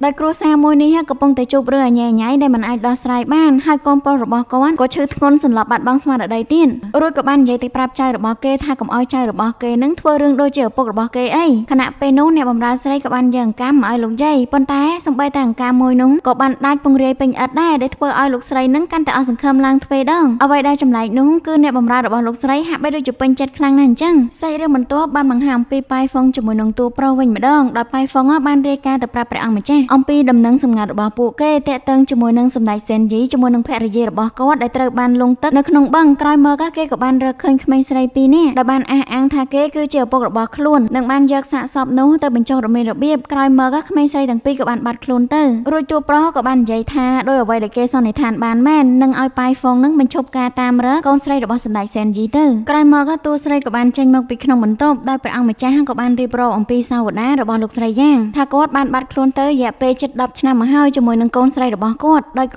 ត់ស្រឡាញ់កូនស្រីរបស់គាត់ខ្លាំងណាស់ហើយវាប្រហែលជាមានជាប់តាក់ទងជាមួយនឹងលោកឈិនដែលជាអ្នកចាប់កូនស្រីរបស់គាត់និងបង្ខំឲ្យគាត់នឹងធ្វើជាប្រពន្ធចុងក្រោយមកតួស្រីក៏បាននិយាយអំពីពាក្យសម្ដីដែលបងជីដូនមួយរបស់ខ្លួននឹងទៅប្រាប់ព្រះអង្គម្ចាស់ក្រោយមកតួប្រុសក៏បាននិយាយអំពីចម្លើយសារភាពរបស់លោកម្ចាស់ឈិនទី3ដោយវាត្រូវជាមួយនឹងកំណត់ត្រាបានបញ្ជាក់ថាក្មេងស្រីដែលបាត់ខ្លួនមានប្រហែលជា11ទៅ12នាក់ហើយនៅក្នុងចំណោមមនុស្សទាំងអស់នោះក៏មានអ្នកដែលមានម្រាមដៃ6ផងដែរដោយលក្ខណៈបែបនេះវាកម្រខ្លាំងណាស់អ្វីដែលសំខាន់ម្រាមដៃមួយនោះវាអត់ត្រូវ ជាមួយនឹងក្រុងឆ្អឹងមួយណាឡើយដែលធ្វើឲ្យតួប្រុសបានសន្និដ្ឋានយ៉ាងម៉ឺងម៉ាត់ថាប្រកាសជាមានកន្លែងមួយទៀតភ្លាមនោះតួស្រីក៏បាននឹកឃើញនៅពេលដែលប្អូនស្រីជីដូនមួយរបស់នាងនឹងធ្លាក់ចូលទៅក្នុងអណ្ដូងដោយនិយាយថាមានសាកសពអីអញ្ចឹងណារួចតួស្រីក៏បានស្នើសុំទៅកាន់ព្រះអង្គម្ចាស់ឲ្យជីកអណ្ដូងមួយទៀតដែលនៅខាងមុខព្រៃឫស្សីពណ៌ស្វាយពីព្រោះតែនាងនឹងសង្ស័យថានៅទីនោះក៏មានសាកសពដូចគ្នាអ្វីដែលធ្វើឲ្យអ្នកគ្រប់គ្នាភ្ញាក់ផ្អើលគឺការប៉ាន់ស្មានរបស់តួស្រីមិនខុសឡើយគេបានរកឃើញរលាក្បាលមួយទៀតដែលស្ថិតនៅក្នុងអណ្ដូងមួយនោះដែលធ្វើឲ្យព្រះអង្គម្ចាស់ចាប់ផ្ដើមបញ្ជាទៅប៉ៃហ្វុងថាឲ្យឃ្លាត់ខ្លួនលោកម្ចាស់ឆេងអាននៅក្នុងពេលឥឡូវនេះប៉ុន្តែពេលនេះលោកឈិនអានបានសន្លប់ស្ដុកស្ដឹងនៅលើគ្រែហើយដែលពួកគេអត់ដឹងអំពីមូលហេតុនោះឡើយបន្ទាប់ពីបានដំណឹងថាលោកម្ចាស់ឈិនទី3ឈឺធ្ងន់សន្លប់នៅលើគ្រែតួស្រីក៏ចាប់ផ្ដើមទៅពិនិត្យខ្លួនអ្វីដែលធ្វើឲ្យនាងចាប់អារម្មណ៍ខ្លាំងនោះគឺកញ្ចក់ដៃមានពណ៌ស្វាយបូករួមជាមួយនឹងសក់ក្បាលរបស់គាត់ជ្រុះថែមទៀតផងដែលវាអាចដឹងកាន់តែច្បាស់ថាគាត់គឺត្រូវថ្នាំពុលមិនបានឈឺអ្វីនោះឡើយតួប្រុសគិតថាមានអ្នកណាម្នាក់ចង់បំបិតមាត់គាត់ដែរអញ្ចឹងបន្ទាប់មកព្រះអង្គម្ចាស់បានហៅគ្រូពេទ្យរួមជាមួយនឹងអ្នកបម្រើផ្ទាល់ខ្លួនរបស់លោកម្ចាស់ទី3មកសាកសួររួមជាមួយនឹងការពិនិត្យនៅបញ្ជាបញ្ជាផងដែរតួស្រីបានសង្កេតឃើញថាវិជ្ជាបញ្ជាមួយនេះអត់មានអ្វីខុសនោះឡើយអ្វីដែលមានបញ្ហាគឺនៅលើថ្នាំមួយឆ្នាំងនេះទៅវិញដោយថ្នាំនេះវាមានក្លិនជាតិពុលមួយយ៉ាងដែលបណ្ដាលឲ្យមានជំងឺរលាកកាពះតួប្រុសក៏បានបន្ថែមទៀតថាជាតិពុលមួយប្រភេទនេះដូចជាមិនសូវមានផលប៉ះពាល់ប៉ុន្មាននោះទេតែតួស្រីក៏បានបញ្ជាក់ថាចំពោះមនុស្សទូទៅវាមិនមានអ្វីធ្ងន់ធ្ងរនោះឡើយក៏ប៉ុន្តែសម្រាប់អ្នកដែលមានជំងឺស្វាយវិញសារពាង្គកាយរបស់គាត់ទន់ខ្សោយខ្លាំងណាស់ដូច្នេះមិនអាចគ្រប់គ្រងជាមួយនឹងថ្នាំពុលប្រភេទនេះបាននោះឡើយលើបែបនេះព្រះអង្គម្ចាស់បានសួរទៅកាន់ពួកគេទាំងពីរនាក់ម្ដងទៀតដែលពួកគេមានការប្រកែកយ៉ាងខ្លាំងពីព្រោះតែពួកគេនឹងធ្វើតាមតែវិជ្ជាបញ្ជាជាមួយនឹងថ្នាំតែប៉ុណ្ណោះរួចត្រង់ក៏បានសម្រេចចិត្តថាឃុំឃាំងពួកគេមួយរយៈសិនបន្ទាប់មកតួប្រុសក៏បានសួរទៅកាន់តួស្រីថាពេលនេះលោកឈិនទី3សល់រយៈពេលប្រហែលទៀតតួស្រីក៏បាននិយាយថាគាត់ប្រហែលជាសល់3ខែទៀតតួប្រុសក៏សូមឲ្យតួស្រីនឹងជាបានទៅលើគាត់ដោយសារតែត្រង់ចង់បានចម្លើយអីអញ្ចឹងណាតួស្រីពេលនេះគេស្អប់គ្រួសារនេះខ្លាំងណាស់គេពិតជាមិនចង់ព្យាបាលទៅលើលោកឈិននោះឡើយក៏ប៉ុន្តែត្រូវបានតួប្រុសបញ្យល់អំពីហេតុផលនៃឧក្រិដ្ឋកម្មមួយនេះដែលធ្វើឲ្យតួស្រីយល់ព្រមនៅក្នុងការព្យាបាលគាត់អំឡុងពេលដែលតួប្រុសជាមួយនឹងតួស្រីត្រឡប់មកវិញនាងកំពុងតែគិតរឿងនោះម្ដងហើយម្ដងទៀតថាហេតុអ្វីបានជាលោកយាយធ្វើបែបនេះទៅដាក់កូនប្រុសរបស់គាត់ក្រោយមកទើបនាងដឹងថាប្រហែលជាមានអ្នកណាម្នាក់ជាអ្នកបំពោលោកឈិនទី3ជាមិនខានឡើយហើយម្នាក់នោះពិតជាស្អប់គ្រួសារឈិននេះខ្លាំងណាស់រួចតួប្រុសក៏បាននិយាយបន្តទៀតថាប្រសិនបើដោយតួស្រីគិតមែនអញ្ចឹងរកករណីឃាតកម្មទាំងអស់ដែលបានកើតឡើងថ្មីនេះគឺជាស្នាដៃរបស់ម្នាក់នោះឯងគេចង់បង្ហាញយើងអំពីឃាតកម្មដ៏ឃោរឃៅនៃគ្រួសារឈិនហើយម្នាក់នោះប្រកាសជាជនរងគ្រោះម្នាក់ដែលតាក់ទងជាមួយនឹងសាកសពដែលនៅក្នុងដងអស់ទាំងនោះរួចតួស្រីនាងក៏បាននិយាយថានាងនឹងបញ្ញាប់រកអត្តសញ្ញាណក្មេងស្រីមួយនោះឲ្យបានលឿនបំផុតសាច់រឿងក៏បានបង្ហាញអំពីបន្ទប់ដាក់ក្រុងឆ្អឹងនេះវិញម្ដងដោយមានក្មេងៗចំនួន13នាក់ត្រូវបានគេសម្លាប់បោះចូលទៅក្នុងដងដោយពេលនេះពួកគេមិនទាន់បានស្គាល់អត្តសញ្ញាណគ្រប់គ្នានៅឡើយទេដោយតួស្រីបានបញ្ជាទៅកាន់លោកគ្រូពេទ្យស៊ូថាឲ្យយកឆ្អឹងដៃមួយនោះទៅផ្ទៀងផ្ទាត់ជាមួយនឹងឆ្អឹងដទៃទៀតអ្នកទាំងពីរក៏ចាប់ផ្ដើមធ្វើការផ្ទៀងផ្ទាត់ឆ្អឹងមួយនោះហើយទីបំផុតតួស្រីក៏បានរកឃើញឆ្អឹងដៃមួយនោះត្រូវជាមួយនឹងឆ្អឹងដៃខាងឆ្វេងនៃសាកសពមួយវាធ្វើឲ្យនាងប៉ាន់ស្មានថានេះគឺជាកូនស្រីរបស់ប្រពន្ធចុងយ៉ាងក្រោយមកអ្នកទាំងអស់គ្នាក៏បានទៅរកឯកសារដែលពាក់ព័ន្ធពេលនោះតួស្រីបានបន្ទោសទៅកាន់លោកចៅហ្វាយខេត្តយ៉ាងខ្លាំងថាគេធ្វើការភ័យវហេសសន្និដ្ឋានការស្លាប់របស់មនុស្សមិនត្រឹមត្រូវអីអញ្ចឹងណាពេលនេះលោកចៅហ្វាយខេត្តគេអត់មានអ្វីតវ៉ាជាមួយនឹងតួស្រីឡើយបានត្រឹមតែនិយាយថាគេដឹងខុសហើយគេនឹងកែប្រែវាឡើងវិញរួចប៉ៃហ្វុងគេក៏បាននិយាយអំពីព័ត៌មានដែលគេទទួលបានអំពីអ្នកស្រុកថានៅថ្ងៃដែលមានភ្លើងឆេះនោះវាមិនបណ្ដាលឲ្យមានអ្នកណាម្នាក់ស្លាប់នៅទីនោះឡើយអ្វីដែលសំខាន់ប្រពន្ធចុងយ៉ាងមានកូនដល់តែ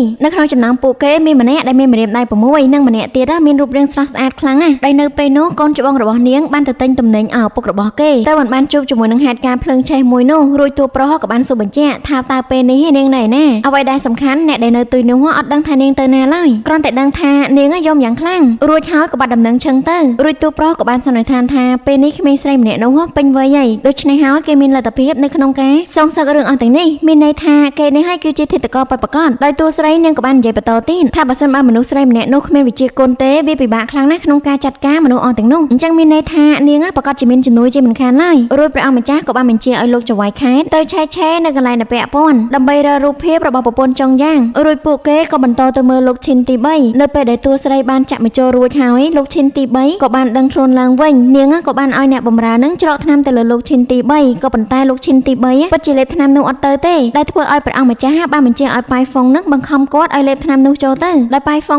គេបានយកថ្នាំដាក់ចូលកំសៀវហើយបញ្ច្រកទៅកាន់លោកឈិនទី3តែម្ដងក្រោយមកព្រះអង្គម្ចាស់ក៏បាននិយាយអំពីមូលហេតុដែលគេពោលអីចឹងណាមានអ្នកណាម្នាក់ចង់សម្លាប់គេអញ្ចឹងប្រសិនបើគេចង់រស់គេត្រូវតែឆ្លើយការពិតទាំងអស់រួចតួស្រីក៏បានយកបញ្ចូលទៅចាក់ម្រាមដៃរបស់គេថែមទាំងសួរសំណួរឲ្យគេនឹងឆ្លើយត្រង់ថាតើសាកសព13នាក់នោះគឺគេជាអ្នកសម្លាប់មែនអត់លោកម្ចាស់ឈិនទី3គេឆ្លើយទាំងឈឺចាប់ថាមិនមែនគេទេអ្នកដែលសម្លាប់ពួកនាងនោះប្រកាសជាលោកមេកាលាវជាមិនខានឡើយ យហើយគេបន្តឆ្លើយដោះសារយ៉ាងច្រើនដែលធ្វើឲ្យតួស្រីនឹងខឹងខ្លាំងពេកក៏បានយកមកចូលនោះទៅចាក់បន្ថែមទៀតវាធ្វើឲ្យគាត់មានការឈឺចាប់កាន់តែខ្លាំងឡើងរួចតួប្រុសក៏បានសួរបន្តទៀតអំពីប្រភពដែលគេទិញមនុស្សមកអីចឹងណាដោយដំបូងគេអត់ឆ្លើយទេក៏ប៉ុន្តែតួស្រីបានចាក់មកចូលម្ដងទៀតដោយធ្វើឲ្យគេនឹងហើបមាត់យ៉ាងលឿនថាគេបានទិញពួកនាងពីហាងបញ្ចាំមួយដែលមានឈ្មោះថាឈីងយ៉េនកន្លែងមួយនោះគេដឹងអំពីចំណង់ចំណូលចិត្តរបស់គាត់ដូច្នេះហើយគេតែងតែបញ្ជូនស្ត្រីក្មេងៗមកផ្ទះគាត់ជាប្រចាំរួចគេក៏បាននិយាយបន្ថែមទៀតថាប្រពន្ធចុងយ៉ាងពិតជាស្រឡាញ់កូនស្រីរបស់នាងខ្លាំងណាស់នៅពេលដែលគេបានចុះទៅយកទំនិញគេបានឃើញអ្នកស្រីយ៉ាងនឹងដេញតាមពួករោងបញ្ចាំ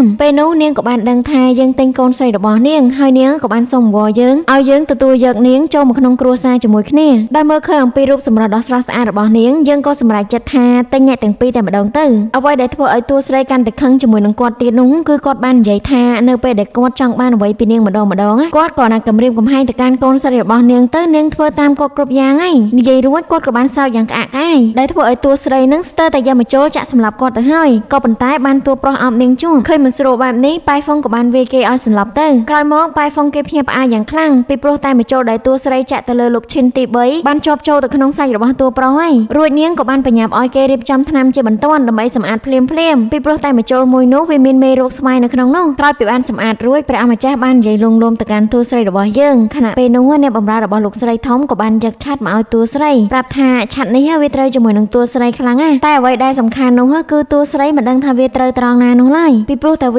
ាមានពណ៌ឆើតពេកម្យ៉ាងវិញទៀតគ្រួសារមួយនេះកំពុងតែជួបទុក្ខអញ្ចឹងហើយអ្នកបម្រើរបស់អ្នកស្រីធំមិនគួរមើលរំលងចំណុចមួយនេះទេរួចតួស្រីក៏បាននឹកឃើញរឿងដែលនៅក្នុងព្រៃរសីពណ៌ស្វាយថាប្រសិនបើមិនបាននាងរំលឹកអំពីអណ្ដូងរីងស្ងួតមួយនេះទេនាងក៏មិនអាចរកឃើញសាកសពជាច្រើននៅក្នុងអណ្ដូងនោះបានដែរក្រោយមកតួប្រុសក៏បាននិយាយថាពួកយើងប្រហែលជាភ្លេចនៅក្នុងករណីដំបូងនៃឯគ្រួសារឈិននេះហើយរួចតួប្រុសក៏បាននិយាយបន្ថែមទៀតថានៅក្នុងគ្រួសារឈិនទាំងអស់ទុកចិត្តជាងគេទៅលើលោកមេកាលាវទេដែលអាចចេញចូលព្រៃរសីពណ៌ស្វាយបានយ៉ាងសេរីហេតុនេះមានតែមនុស្សដែលនៅក្នុងគ្រួសារតែប៉ុណ្ណោះទើបអាចទទួលការទុកចិត្តពីគាត់បានវាបញ្ជាក់បានថាធិតកោមួយនោះពិតជាមានល្បិចកលខ្ពស់ខ្លាំងណាស់តែតួស្រីនៅតែឆ្ងល់ពីព្រោះតែគម្របបណ្ដងមួយនោះវាពិតជាធ្ងន់ខ្លាំងណាស់ប្រសិនបើមានជំនួយពីលោកមេកាលាវម្នាក់ទៀតក៏មិនអាចលើកគម្របបណ្ដងនោះបានដែរមួយវិញទៀតប្រសិនបើគាត់សហការជាមួយនឹងឃាតករហេតុអ្វីបានជាឃាតករចាំបាច់សម្លាប់ពួកគាត់តើពួកគេនឹងត្រូវការអីហើយកំពុងរងចាំអ្វីទៅរួចតួប្រុសក៏បាននិយាយថាប្រហែលជាគេនឹងរងចាំពួកយើងហើយពីព្រោះនៅពេលដែលគេចូលមកដល់គ្រួសារឈិនដំបងគេបានសម្គាល់ឃើញថាមានអ្នកណាម្នាក់កំពុងតែលើបមើលគ្រួសារឈិនដោយសម្ងាត់ហាក់បីដូចជាកំពុងរងចាំឱកាសឲ្យពួកយើងទាំងពីរនាក់សហការគ្នាប្រសិនបើគេពឹងទៅលើលោកចៅហ្វាយខេតនោះលោកចៅហ្វាយខេតនឹងមិនអាចសម្រេចភារកិច្ចនេះបានឡើយដោយសារតែគាត់នឹងមិនហ៊ានជាមួយនឹងគ្រួសារឈិននោះទេអញ្ចឹងហើយឃាតករពិតប្រាកដមានតែរងចាំយ៉ាងអត់ធ្មត់រហូតដល់ពួកយើងមកដល់តួស្រីនាងបានឆ្ងល់ទៀតហើយចុះករណីរបស់លៀនយាវហេតុអ្វីបានជាឃាតករសម្រាប់នាងទៅវិញព្រោះតាមការស៊ើបកន្លងមកនាងដូចជាគ្មានពាក់ព័ន្ធជាមួយនឹងរឿងក្តីមួយនេះឡើយដោយឡែកនៅពេលដែលនាងស្លាប់លោកមេកាលាវក៏បានទៅដល់នៅពេលដែលឃើញនាងក៏ភ្ញាក់ផ្អើលយ៉ាងខ្លាំងនោះមានន័យថានៅពេលដែលលៀនយាវស្លាប់លោកមេកាលាវពិតជាមិនបាននៅក្នុងព្រៃរសីមួយនោះឡើយរួចតួប្រុសក៏បានសន្និដ្ឋានថាប្រហែលជាលៀនយានាងឃើញអ្វីដែលគេមិនចង់ឲ្យឃើញជាមិនខានឡើយទើបបានជាឃាតករនឹងបបិទមាត់នាងយកតែម្ដងអំឡុងពេលនោះលោកចៅហ្វាយខេតបានរាយការណ៍ប្រាប់តួប្រុសថាគេបានរកសពអស់ហើយក៏ប៉ុន្តែគ្មានអ្វីតាក់ទងជាមួយនឹងប្រពន្ធចុងយ៉ាងនោះឡើយសាច់រឿងក៏បានបង្ហាញអំពីបន្ទប់មួយនៃគ្រួសារឈិនដោយព្រះអង្គម្ចាស់បញ្ជាឲ្យប៉ៃហ្វុងរួមជាមួយអ្នកផ្សេងទៀតគោះគ្រប់កន្លែងទាំងអស់ពីព្រោះតែទ្រង់សង្ស័យថានៅទីនេះមានបន្ទប់សម្ងាត់ក្រោយមកប៉ៃហ្វុងគេបានគោះចំបន្ទប់សម្ងាត់ពិតមែនដែលធ្វើឲ្យអ្នកទាំងអស់គ្នានឹងព្យាយាមរកមើលតើកន្លែងណាគឺជាកលឹះយន្តក្រោយមកពួកគេបានរកឃើញហើយបើកចូលទៅក្នុងបន្ទប់សម្ងាត់មួយនោះដោយនៅទីនោះមានរបស់របរមានតម្លៃជាច្រើនរួមជាមួយនឹងរូបគំនូរដែលលោកឈិននឹងគូអំពីប្រពន្ធចុងរបស់គាត់ផងដែរប៉ុន្តែគ្រប់គ្នាមិនបានរកឃើញរូបរបស់ប្រពន្ធចុងយ៉ាងឡើយទៅវិញតួប្រុសក៏បានរកឃើញរូបគំនូរមួយដែលតាក់ទងជាមួយនឹងស្រីម្នាក់វាមិនបានប្រាប់នោះឡើយថានាងគឺជាអ្នកណាគ្រាន់តែដឹងថារូបគំនូរម្នាក់នេះមានជាប់តាក់ទងជាមួយនឹងឈិនចាន់ដោយសារតែគេនឹងបន្សល់ត្រារបស់គេនឹងនៅលើនេះឯងរួចតួស្រីបាននឹកឃើញថាប្រពន្ធរបស់ឈិនចាន់បាននិយាយប្រាប់នាងថាឈិនចាន់ដូចជាមានមនុស្សដែលនៅក្នុងចិត្តរួចហើយម្យ៉ាងវិញទៀតកិច្ចការនៅក្នុងផ្ទះទាំងអង្គត្រូវគ្រប់គ្រងដោយឈិនចាន់អញ្ចឹងហើយវាគ្មានអ្វីចម្លែកទេដែលលោកមេកាលាវស្ដាប់បញ្ជារបស់ឈិនចាន់អ្វីដែលចម្លែកនោះប្រសិនបើឃាតក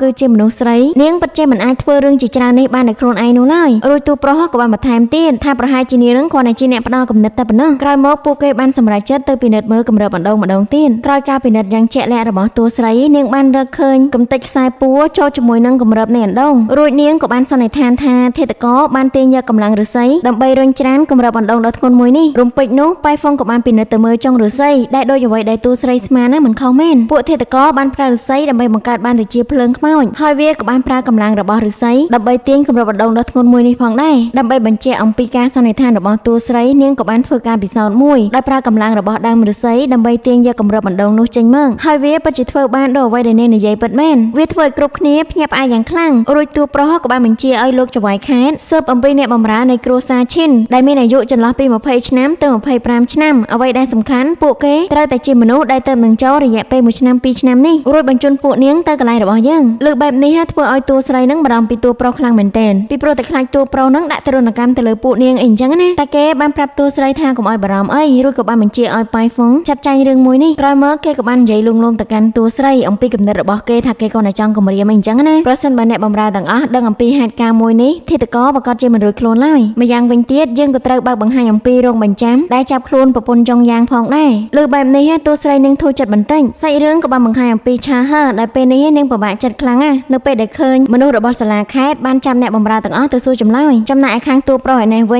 ញគេក៏បានមករស់រើហាងបញ្ចាំដោយម្ចាស់ហាងបញ្ចាំពិតជាខឹងជាមួយនឹងតួប្រុសខ្លាំងមែនទែនដែលគេហ៊ានប៉ះពាល់កន្លែងរបស់ខ្លួនអីអញ្ចឹងណាប៉ុន្តែនៅលើโลกនេះអត់មានកន្លែងណាដែលតួប្រុសមិនហ៊ាននោះឡើយវាធ្វើឲ្យប៉ៃហ្វុងនឹងឆ្ងល់យ៉ាងខ្លាំងហេតុអ្វីបានជាហាងបញ្ចាំតូចតាចនេះមានសម្ដីថ្លោខ្លាំងម្ល៉េះព្រះអង្គម្ចាស់ក៏បានបន្ថែមទៀតថាប្រកាសជាមានអ្នកពីក្រោយខ្នងនៃរឿងនេះជាមិនខានឡើយបន្ទាប់មកតួស្រីបានរៀបចំថ្នាំឲ្យហ្វុងលីយកទៅឲ្យលោកឈិនទី3ដោយហ្វុងលីនឹងអត់ចង់យកទៅទេក៏ប៉ុន្តែតួស្រីបានបញ្ជាក់ម្ដងហើយម្ដងទៀតថាចង់ឲ្យលោកឈិនទី3នឹងទទួលតាមផ្លូវច្បាប់នៅក្នុងទីវានប្រហារជីវិតអីអញ្ចឹងណាស្របពេលជាមួយគ្នាបងប្រុសជីដូនមួយរបស់នាងក៏បានមករើនាងដើម្បីបង្ហាញអំពីលទ្ធផលនៃថ្នាំរបស់នាងថាពេលនេះគេបានជាសះស្បើយហើយនឹងបាននិយាយថាប្រសិនបើតួស្រីចង់ដឹងអីគេនឹងនិយាយរឿងប្រាប់ទាំងអស់ក្រោយមកតួស្រីនាងក៏បានសួរអំពីរឿងព្រៃឫស្សីពណ៌ស្វាយនឹងម្ដងទៀតដែលតាក់ទងជាមួយនឹងលៀនយាអីអញ្ចឹងណាប៉ុន្តែគេបដិសេធភ្លាមថាឲ្យតួស្រីនឹងឈប់ស៊ើបអំពីរឿងមួយនេះទៅប៉ុន្តែតួស្រីនៅតែដើរតាមបងប្រុសរបស់គេដែលនិយាយថាឃាតករដែលសម្រាប់លៀនយាជាមួយនឹងលោកមេកាលាវនិងប្រពន្ធចុងទី6គឺជាមនុស្សតែម្នាក់ដូច្នេះហើយគេមិនអាចឲ្យអ្នកផ្សេងនឹងមានគ្រោះថ្នាក់បានទៀតទេក្រោយអំពីស្ដាប់ពាក្យអង្វរកររបស់តួស្រី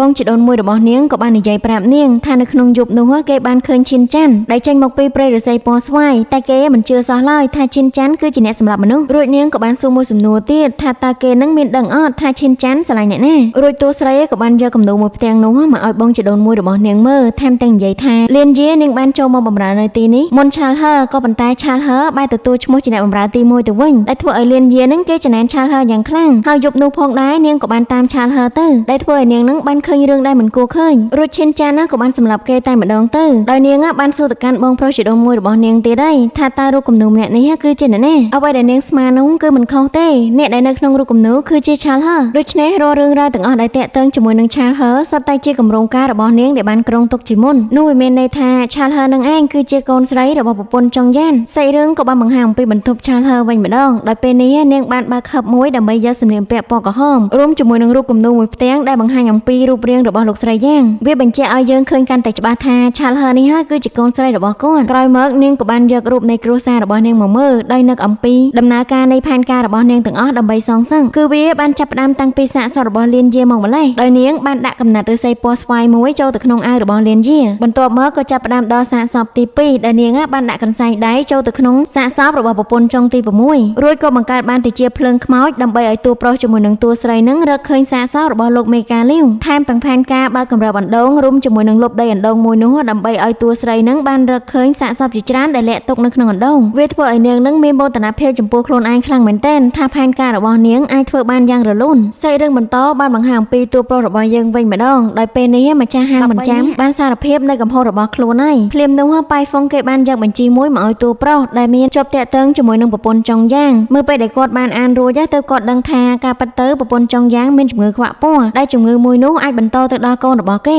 រួចតួប្រុសបាននឹកឃើញអំពីលក្ខណៈរបស់ឆាលហឺដែលនាងពិតជាមិនអាចបែងចែកពណ៌ក្រហមជាមួយនឹងពណ៌បៃតងបានហើយគាត់នឹងដឹងភ្លាមតួប្រុសក៏បញ្ញាទៅគ្រួសារឈិនជាបន្ទាន់សាច់រឿងក៏បានបង្ហាញអំពីស៊ីនឡាននេះវិញដោយពេលនេះនាងជិតដល់ពេលឆ្លងទន្លេហើយឆៃហឺនាងបានចូលមកដល់ដោយនិយាយទៅប្រាប់នាងថាពេលនេះម្ដាយក្មេករបស់នាងបានរៀបចំកន្លែងមួយរួចជាស្រេចហើយគាត់បានមកហៅឲ្យនាងទៅអីចឹងណាស៊ីនឡាននាងក៏អត់សង្ស័យអីដែរពីព្រោះតែឆៃហឺនាងជាអ្នកបម្រើទីនេះយូរហើយមកដល់តួស្រីនេះវិញនាងដឹងថាអ្នកបម្រើម្នាក់ទៀតកំពុងតែលើបស្ដាប់នាងដូច្នេះហើយនាងបានប្រើឧបាយកលមួយដើម្បីឲ្យឃាតករនឹងបង្ហាញមុខរួចអ្នកបម្រើរបស់នាងក៏បានផ្ដល់សញ្ញាទៅឲ្យព្រះអង្គម្ចាស់នៅពេលដែលតួស្រីបានដើរចេញមកក្រៅនាងក៏បានជួបជាមួយនឹងឈិនច័ន្ទដែលធ្វើឲ្យនាងនឹងភ័យខ្លាចយ៉ាងខ្លាំងតែនាងខំធ្វើអារម្មណ៍ធម្មតាដើម្បីសួរទៅកាន់គេអីចឹងណាឈិនច័ន្ទគេបាននិយាយទៅកាន់តួស្រីថានាង ពិតជាឆ្លាតខ្លាំងណាស់រួចគេក៏បាននិយាយបន្តទៀតថាតើតួស្រីនឹងមិនអាចដោះលែងគេជាមួយនឹងខាលហឺបានទេអីគេក៏តែចង់ទៅឲ្យឆ្ងាយជាមួយនឹងនាងតែប៉ុណ្ណោះឬបែបនេះធ្វើឲ្យតួស្រីនាងខឹងយ៉ាងខ្លាំងពីព្រោះតែគេមានប្រពន្ធកូនថែមទាំងមានម្ដាយម្នាក់ទៀតហេតុអ្វីគេអាចបោះបង់ពួកគាត់ចោលអ្វីដែលសំខាន់ណាស់គេព្រមធ្វើតាមល្បិចឆាលហឺគ្រប់យ៉ាងសូម្បីតែសម្រាប់មនុស្សប៉ុន្តែឈិនចាន់ណាគេបានដឹងអំពីកំហុសរបស់គេឡើយថែមទាំងចាប់ដៃតួស្រីរបស់យើងឡើងណែននិយាយដែលកំហឹងថាវ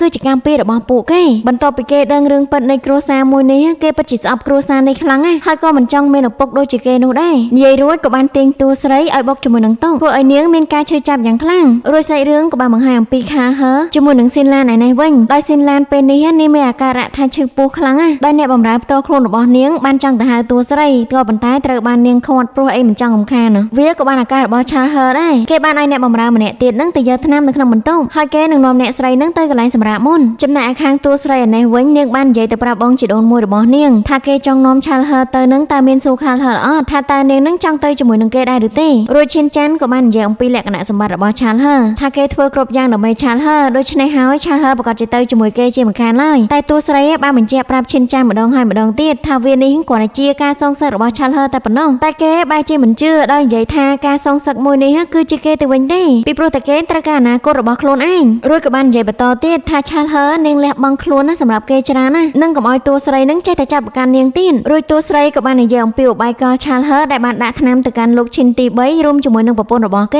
បើទោះបីជាតួស្រីខំនិយាយយ៉ាងណាក៏ដោយក៏គេអត់ជឿទេថែមទាំងខឹងទៅកាន់តួស្រីទៀតផងដែលយកខ្សែបំរុងនឹងសម្រាប់តួស្រីរួចបន្ថែមថាមិនឲ្យតួស្រីនឹងនិយាយអាក្រក់អំពីឆាលហឺឡើយនៅពេលដែលឈិនចាន់គេរឹតករបស់តួស្រីគេក៏បាននិយាយថាតួស្រីនឹងឆ្លាតពេកហើយដូច្នេះហើយវាគឺជាកំហុសរបស់នាងដោយតួស្រីនាងពិបាកនៅក្នុងការនិយាយខ្លាំងប៉ុន្តែនាងនៅតែនិយាយឲ្យឈិនចាន់នឹងឈប់ប្រព្រឹត្តកំហុសមួយនេះអីដោយពេលនេះឈិនចាន់គេជ្រុលខ្លួនអីគេមិនអាចបកក្រោយបាននោះឡើយតែជាសំណាងល្អអ្នកបម្រើរបស់តួស្រីក៏បានមកដល់នឹងធាក់គេមួយជើងឲ្យខ្ទៀតក្រោយមកនាងក៏បានយកកំបិតនឹងបំរុងទៅសម្លាប់គេក៏ប៉ុន្តែត្រូវបានតួស្រីរបស់យើងខកថាត្រូវទុកជីវិតឲ្យគាត់អីអញ្ចឹងណារួចគេក៏បានចងឈិនចាន់នៅពេលនោះទៅក្រោយមកទៅនាងដឹងថាអ្នកបម្រើស្រីម្នាក់នេះនៅក្រោមការគ្រប់គ្រងរបស់ព្រះអម្ចាស់ដែលបញ្ជាមកឲ្យការពារតួស្រីអំឡុងពេលនោះក៏មានសម្លេងស្រែកយ៉ាងខ្លាំងថាពេលនេះសាលដូនតាឆេះហើយលោកស្រីធំក៏នៅខាងក្នុងនោះដែរដែលធ្វើឲ្យឈិនចាន់គេភ័យខ្លាំងមែនតើជាយាមរត់ទៅភ្លាមតែគេជាប់ចំណងរួចតួស្រីក៏បានឲ្យអ្នកបម្រើរបស់ខ្លួននឹងដោះលែងឈិនចាន់ឲ្យទៅសាច់រឿងក៏បានបង្ហាញអំពីសាលដូនតាឯនេះវិញលោកចៅខែដែរបានបញ្ជាឲ្យកូនចៅរបស់គេនឹងយកទឹកទៅបលត់លឿនទៅក៏ប៉ុន្តែសាលមួយនេះត្រូវបានដុតដោយប្រេងដូច្នេះហើយទឹកមិនអាចជួយអ្វីបានច្រើននោះទេ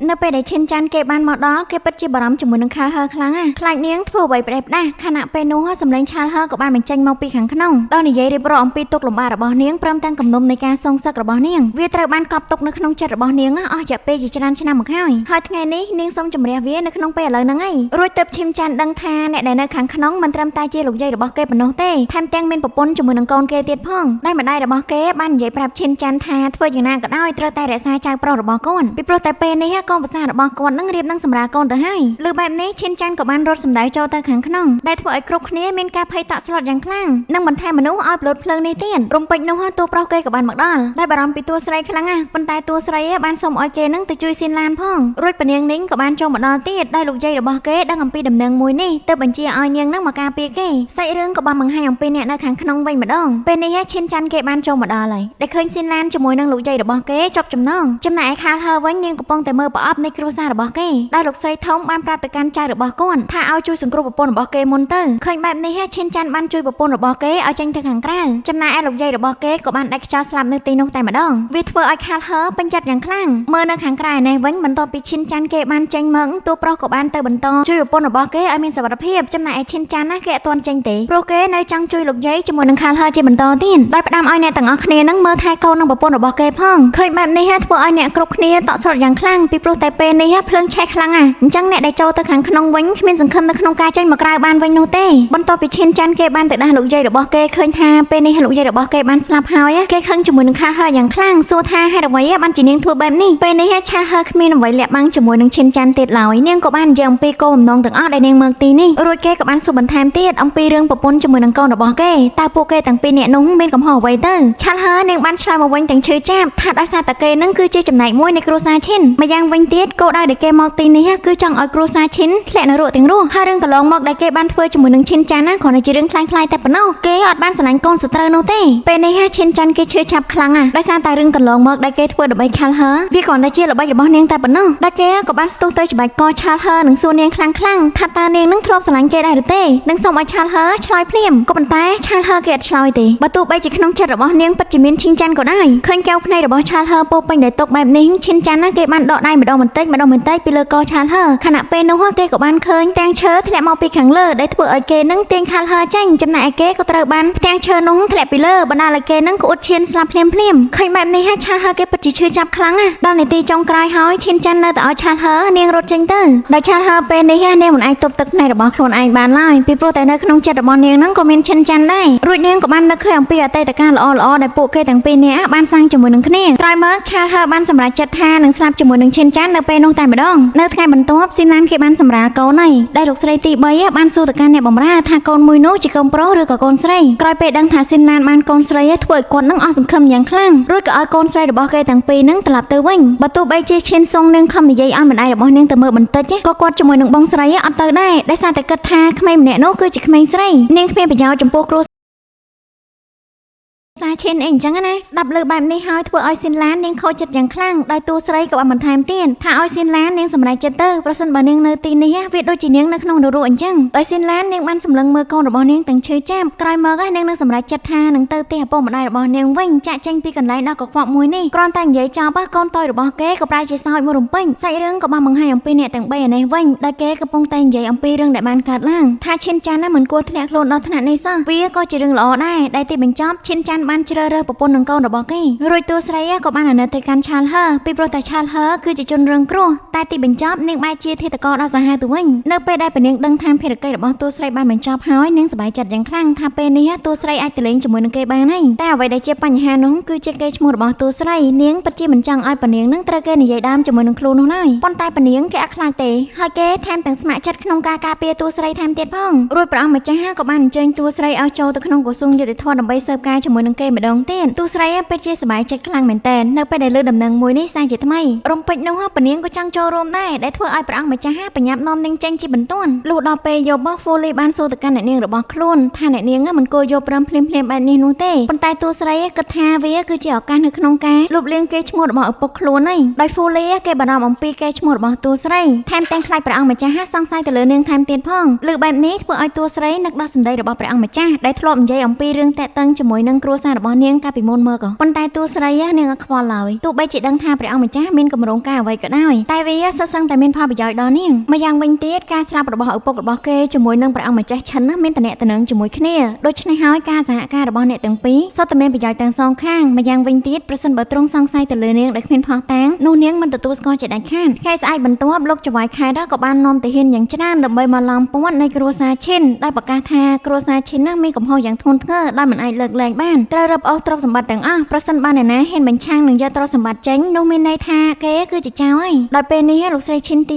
3គាត់មិនអាចធ្វើអ្វីបានទាំងអស់រួចគាត់ក៏បានសុំវល់ទៅកាន់តួស្រីឲ្យនិយាយទៅកាន់ព្រះអង្គម្ចាស់ថាឲ្យទុកលុយឲ្យគាត់នឹងខ្លះមកដើម្បីចិញ្ចឹមជីវិតតែត្រូវបានកូនស្រីរបស់គាត់នឹងថាឲ្យទៅវិញថាមិនគួរអង្វរតួស្រីអីអញ្ចឹងណាព្រោះតួស្រីហ្នឹងឯងគឺជាអ្នកនាំឲ្យបងប្រុសរបស់គេត្រូវស្លាប់ក្រោយមកតួស្រីក៏បានទៅអង្វរព្រះអង្គម្ចាស់តែរឿងដែលនាងអង្វរនោះគឺឲ្យស៊ីនឡានទៅវិញដែលធ្វើឲ្យអ្នកទាំង3នាក់តបស្លុតយ៉ាងខ្លាំងរួចតួប្រុសក៏សុំធានាជាមួយតួស្រីថាបើសិនជាស៊ីនឡានគេព្រមជួយប៉ុន្តែបើអ្នកផ្សេងវិញហ៊ានតែអ្នកណាមកសុំអង្វរជំនួសគេនឹងដាក់ទារុណកម្មអ្នកនោះភ្លាមលើបែបនេះហើយធ្វើឲ្យ3អ្នកម្ដាយកូនបញ្ញាប់ចេញយ៉ាងលឿនក្រោយមកតួស្រីក៏បានមកជូនដំណើរស៊ីនឡានដោយពេលនោះអ្នកមីងរបស់គេជាមួយនឹងកូនស្រីទាំងពីរនាក់ទៀតក៏ត្រូវបានចាក់ចេញនៅពេលនោះដែរដោយហ្វូលីនាងខ្លាំងជាមួយនឹងសម្ដីរបស់អ្នកស្រីនោះយ៉ាងខ្លាំងតែគាត់មិនអើពើជាមួយនឹងចៅរបស់គាត់អីអញ្ចឹងណាក៏ប៉ុន្តែស៊ីនឡាននាងបែរជានិយាយថាវាគឺជារឿងល្អទៅវិញទេដោយចាប់ពីពេលនេះទៅកូនស្រីរបស់គាត់នឹងមិនបានដឹងអំពីរឿងអាក្រក់ៗនៅក្នុងគ្រួសារនេះឡើយក្រោយមកអ្នកទាំងពីរនាក់ក៏ចាប់ផ្ដើមធ្វើការសំណេះសំណាលដើម្បីលាគ្នារួចពនាងក៏បាននិយាយទៅកាន់តួស្រីថាគ្រួសាររបស់គាត់ពិតជាចូលចិត្តនាងខ្លាំងនឹងសួរទៅកាន់នាងថាតើនាងត្រូវទៅណាជាបន្តទៀតដោយតួស្រីបានប្រាប់ពនាងកុំឲ្យបារម្ភអីនៅពេលដែលរួចរាល់នាងនឹងទៅលេងពនាងជាមិនខានឡើយសាច់រឿងក៏បានបង្ហាញអំពីតួប្រុសវិញម្ដងដល់ពេលនេះប៉ៃហ្វុងគេបានរាយការណ៍អំពីហាងបញ្ចាំមួយនោះថាវាពិតជាមានខ្នងធំពិតមែនអំឡុងពេលនោះផងដែរលោកពូរបស់គេក៏បានចូលមកដល់មើលទៅគាត់ហាក់បីដូចជាខឹងខ្លាំង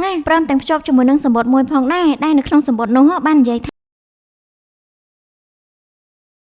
ាឪ ពុករបស់តួប្រុសនឹងត្រូវបានគេលបធ្វើឃាតរួចគាត់ក៏បាននិយាយទៅកាន់តួប្រុសថាប្រសិនបើឪពុករបស់គេមិនបានផ្ញើលិខិតមួយនេះមកឲ្យគេទេនោះតួប្រុសប្រហែលជាលាក់បាំងរឿងនេះជាមួយនឹងគាត់ឯងហើយគាត់ពិតជាមិនចង់ឲ្យតួប្រុសនឹងមានគ្រោះថ្នាក់ជាមួយនឹងរឿងនេះទេនឹងសូមឲ្យតួប្រុសនឹងដកខ្លួនចេញក៏ប៉ុន្តែតួប្រុសគេអត់ព្រមឡើយដែលគេបានទទួលរាជសារពីព្រះអង្គតែងតាំងគេនៅក្នុងក្រសួងយុតិធម៌ហើយអញ្ចឹងគេត្រូវតែដោះស្រាយបញ្ហាទាំងអស់ដែលបានកើតឡើងម្យ៉ាងវិញទៀតគេនៅតែចង់ដឹងអំពីការស្លាប់របស់ព្រះអង្គម្ចាស់ឈិនរួចតួប្រុសក៏បានទម្លាយអាចកំបាំងមួយទៀតអំពីរឿងដែលមានគេនឹងចង់សម្លាប់ខ្លួនជាមួយនឹងឪពុករបស់ខ្លួនដែលរឿងមួយនេះលោកពូរបស់គេមិនដែលដឹងតតែសោះសូម្បីតែឪពុករបស់គេក៏មិនបានដឹងដែររួចគេក៏បានសុំឲ្យលោកពូរបស់គេនឹងគាំទ្រគេផងពីព្រោះតែរឿងនេះប្រហែលជាមានជាប់តាក់ទងជាមួយនឹងការធ្វើរដ្ឋប្រហារជាមិនខានឡើយដោយមិនអាចបញ្ចុះបញ្ចូលតួប្រុសបានគាត់ក៏សម្រេចចិត្តថាស្របទៅតាមគេសាច់រឿងក៏បានបង្ហាញអំពីតួស្រីជាមួយនឹងអ្នកបម្រើរបស់ខ្លួនដោយពេលនេះហ្វូលីគេឆ្ងល់ជាមួយនឹងតួស្រីយ៉ាងខ្លាំងហេតុអ្វីបានជាខំប្រឹងប្រែងយកលុយរបស់គេទាំងអស់ទៅទិញថ្នាំនេះទៅវិញភ្លាមនោះព្រះអង្គម្ចាស់ក៏បានចូលមកដល់ដែលធ្វើឲ្យគេនឹងភ្ញាក់យ៉ាងខ្លាំងរួច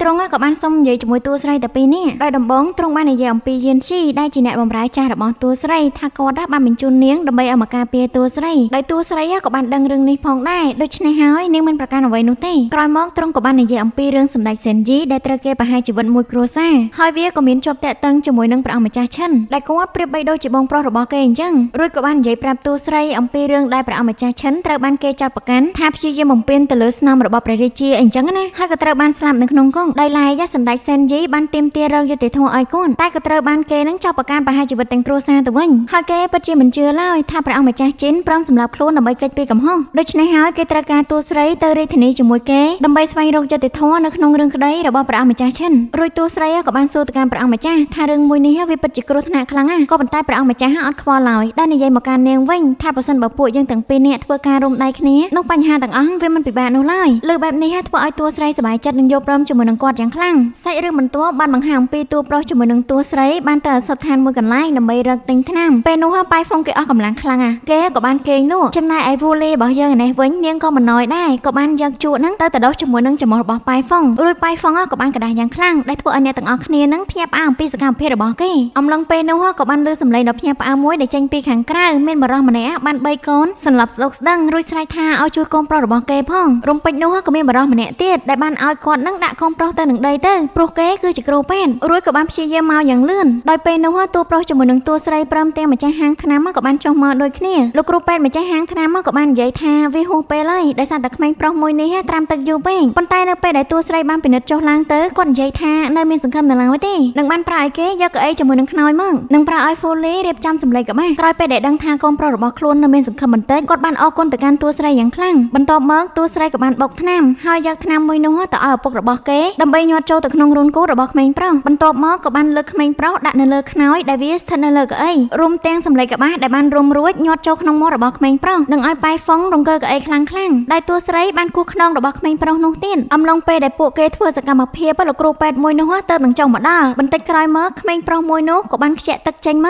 កដែលធ្វើឲ្យគ្រប់គ្នាសារទៅជាមួយនឹងតួស្រីរបស់យើងយ៉ាងខ្លាំងចំណែកឯលោកគ្រូពេទ្យរបស់យើងឯនេះវិញគេឃើញអំពីវិធីសាស្ត្រដ៏ល្អបែបនេះគេក៏បានយកសភៅមកកាន់ពីព្រោះតែពេលកន្លងមកគេមិនដែលឃើញវិធីសាស្ត្រដ៏អស្ចារ្យបែបនេះឡើយក្រោយពេលដែលឪពុករបស់ក្មេងប្រុសបានថ្លែងអំណរគុណទៅឲ្យតួស្រីហើយធ្វើឲ្យតួស្រីនាងសប្បាយចិត្តយ៉ាងខ្លាំងបន្ទាប់មកលោកគ្រូពេទ្យម្នាក់នោះក៏បានចូលមកសួរអំពីវិធីសាស្ត្រមួយនេះអំពីតួស្រីនៅពេលដែលពួកគេបានមើលមុខគ្នាចំទើបគេដឹងថាម្នាក់នេះគឺជាសិស្សប្អូនរបស់គេហើយតួស្រីយើងនាងក៏ភ្ញាក់ផ្អើលដែរនៅពេលដែលបានជួបសិស្សច្បងនៅទីនេះរួចតួស្រីក៏បានអស់គាត់ឲ្យទៅនិយាយកន្លែងផ្សេងដោយតួប្រុសឃើញបែបនេះគេពិតជាឆ្ងល់ខ្លាំងមែនទែនថាតើបរិសម្នាក់នោះគឺជាអ្នកណាក៏បានសួរទៅហ្វូលីនាងបានឆ្លើយថាគេគឺជាសិស្សច្បងរបស់អ្នកនាងខ្លួនដែលមានប្រភពចេញពីចលឹងស្ដេចថ្នាំដូចគ្នាអីចឹងណាប៉ុន្តែតួប្រុសគេនៅតែអត់ទុកចិត្តដោយសារតែកាយវិការរបស់អ្នកទាំងពីរមើលទៅវាស្និទ្ធស្នាលគ្នាពេកហើយរួចគេក៏បាននិយាយតបទៀតថានៅមានឱកាសនៅក្នុងការកម្ចាត់គេចេញអំពីតួស្រីក្រឡេកមកកាន់តួស្រីរបស់យើងឯនេះវិញពេលនេះនាងបាននិយាយរឿងរ៉ាវទាំងអស់ទៅប្រាប់សិស្សច្បងរបស់នាងថាចាប់ពីថ្ងៃនេះទៅនាងមានឈ្មោះថាឈិនវ៉ាននិងសូមឲ្យសិស្សច្បងរបស់នាងជួយលាក់ការសម្ងាត់មួយនេះផងរំពេចនោះតួប្រុសក៏បានដើរចូលមកដល់និងសួរនាំអំពីសិស្សច្បងរបស់តួស្រីអីចឹងណាប៉ុន្តែសិស្សច្បងរបស់តួស្រី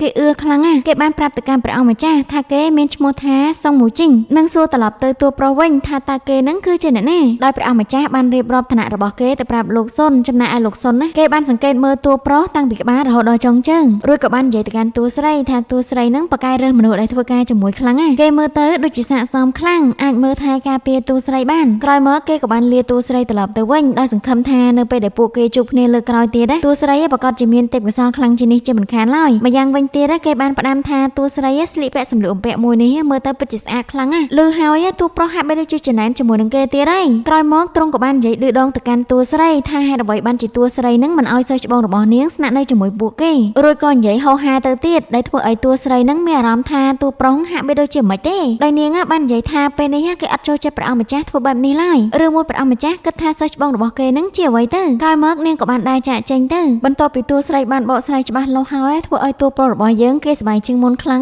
ដោយពេលនេះគេបានដឹងច្បាស់ហើយថាសិស្សច្បងរបស់នាងអត់មានអ្វីតាក់ទងស៊ីជម្រៅជាមួយនឹងនាងឡើយនៅពេលដែលតួស្រីបានចូលទៅដល់ក្នុងរទេះគេក៏បានចូលទៅតាមតួស្រីដោយនិយាយសុំទោសដោយស្មោះអស់ពីចិត្តអីអញ្ចឹងទៅចំណែកឯតួស្រីវិញនាងក៏សប្បាយចិត្តជាមួយនឹងសកម្មភាពរបស់ព្រះអង្គម្ចាស់ផងដែរបន្ទាប់ពីតួប្រុសបានជូនតួស្រីមកដល់ខាងមុខតួស្រីក៏បានឲ្យគាត់ត្រឡប់ទៅវិញទៅកុំឲ្យមនុស្សមកពីវិមានសងនៅរាជធានីឃើញតួប្រុសរួចគេក៏បានប្រាប់ឲ្យតួស្រីនឹងប្រយ័ត្នប្រយែងខ្លួនផងសាច់រឿងក៏បានបង្ហាញអំពីលោកស្រីឈិនទី3វិញម្ដងដោយពេលនេះគាត់ពិតជាអរគុណទៅកាន់ឈិនយ៉ានខ្លាំងមែនទែនដោយឈិនយ៉ានគេគឺជាកូនច្បងនៃវិមានសុងយ៉ុងដោយលោកស្រីឈិនទី3ស្មានតែឈិនយ៉ានគេយកតែឈិនសៀវទៅក៏ប៉ុន្តែគេក៏បានបញ្ជាក់ប្រាប់អ្នកមីងរបស់គេវិញថាឈិនសួងនាងក៏អាចទៅជាមួយគេបានដែរអំឡុងពេលនោះតួស្រីក៏បានចូលមកដល់នាងក៏បានគោរពទៅកាន់បងប្អូនជីដូនមួយរបស់នាងគ្រាន់តែឈិនយ៉ានបានឃើញតួស្រីរបស់យើងភ្លាមគេហាក់បីដូចជាចាប់អារម្មណ៍ជាមួយនឹងនាងខ្លាំងរួចក៏បានយកបន្តោងមួយទៅឲ្យតួស្រីថានេះគឺជាកាដូគេដែលមកពីរាជធានីក្រោយមកឈិនយ៉ានគេបាននិយាយបន្ថែមទៀតថាគេមកទីនេះគឺដើម្បីតែយកបងប្អូនស្រីជីដូនមួយទាំង3របស់គេនឹងទៅកាន់រាជធានីចំណែកឯសាច់រឿងរបស់យើងក៏ត្រូវបានចប់តែត្រឹមនេះអរគុណប្រិយមិត្តទាំងអស់គ្នាសម្រាប់ការតាមដានទស្សនាការសម្រាយរបស់ admin ជួបគ្នានៅវីដេអូបន្ទាប់បាយបាយ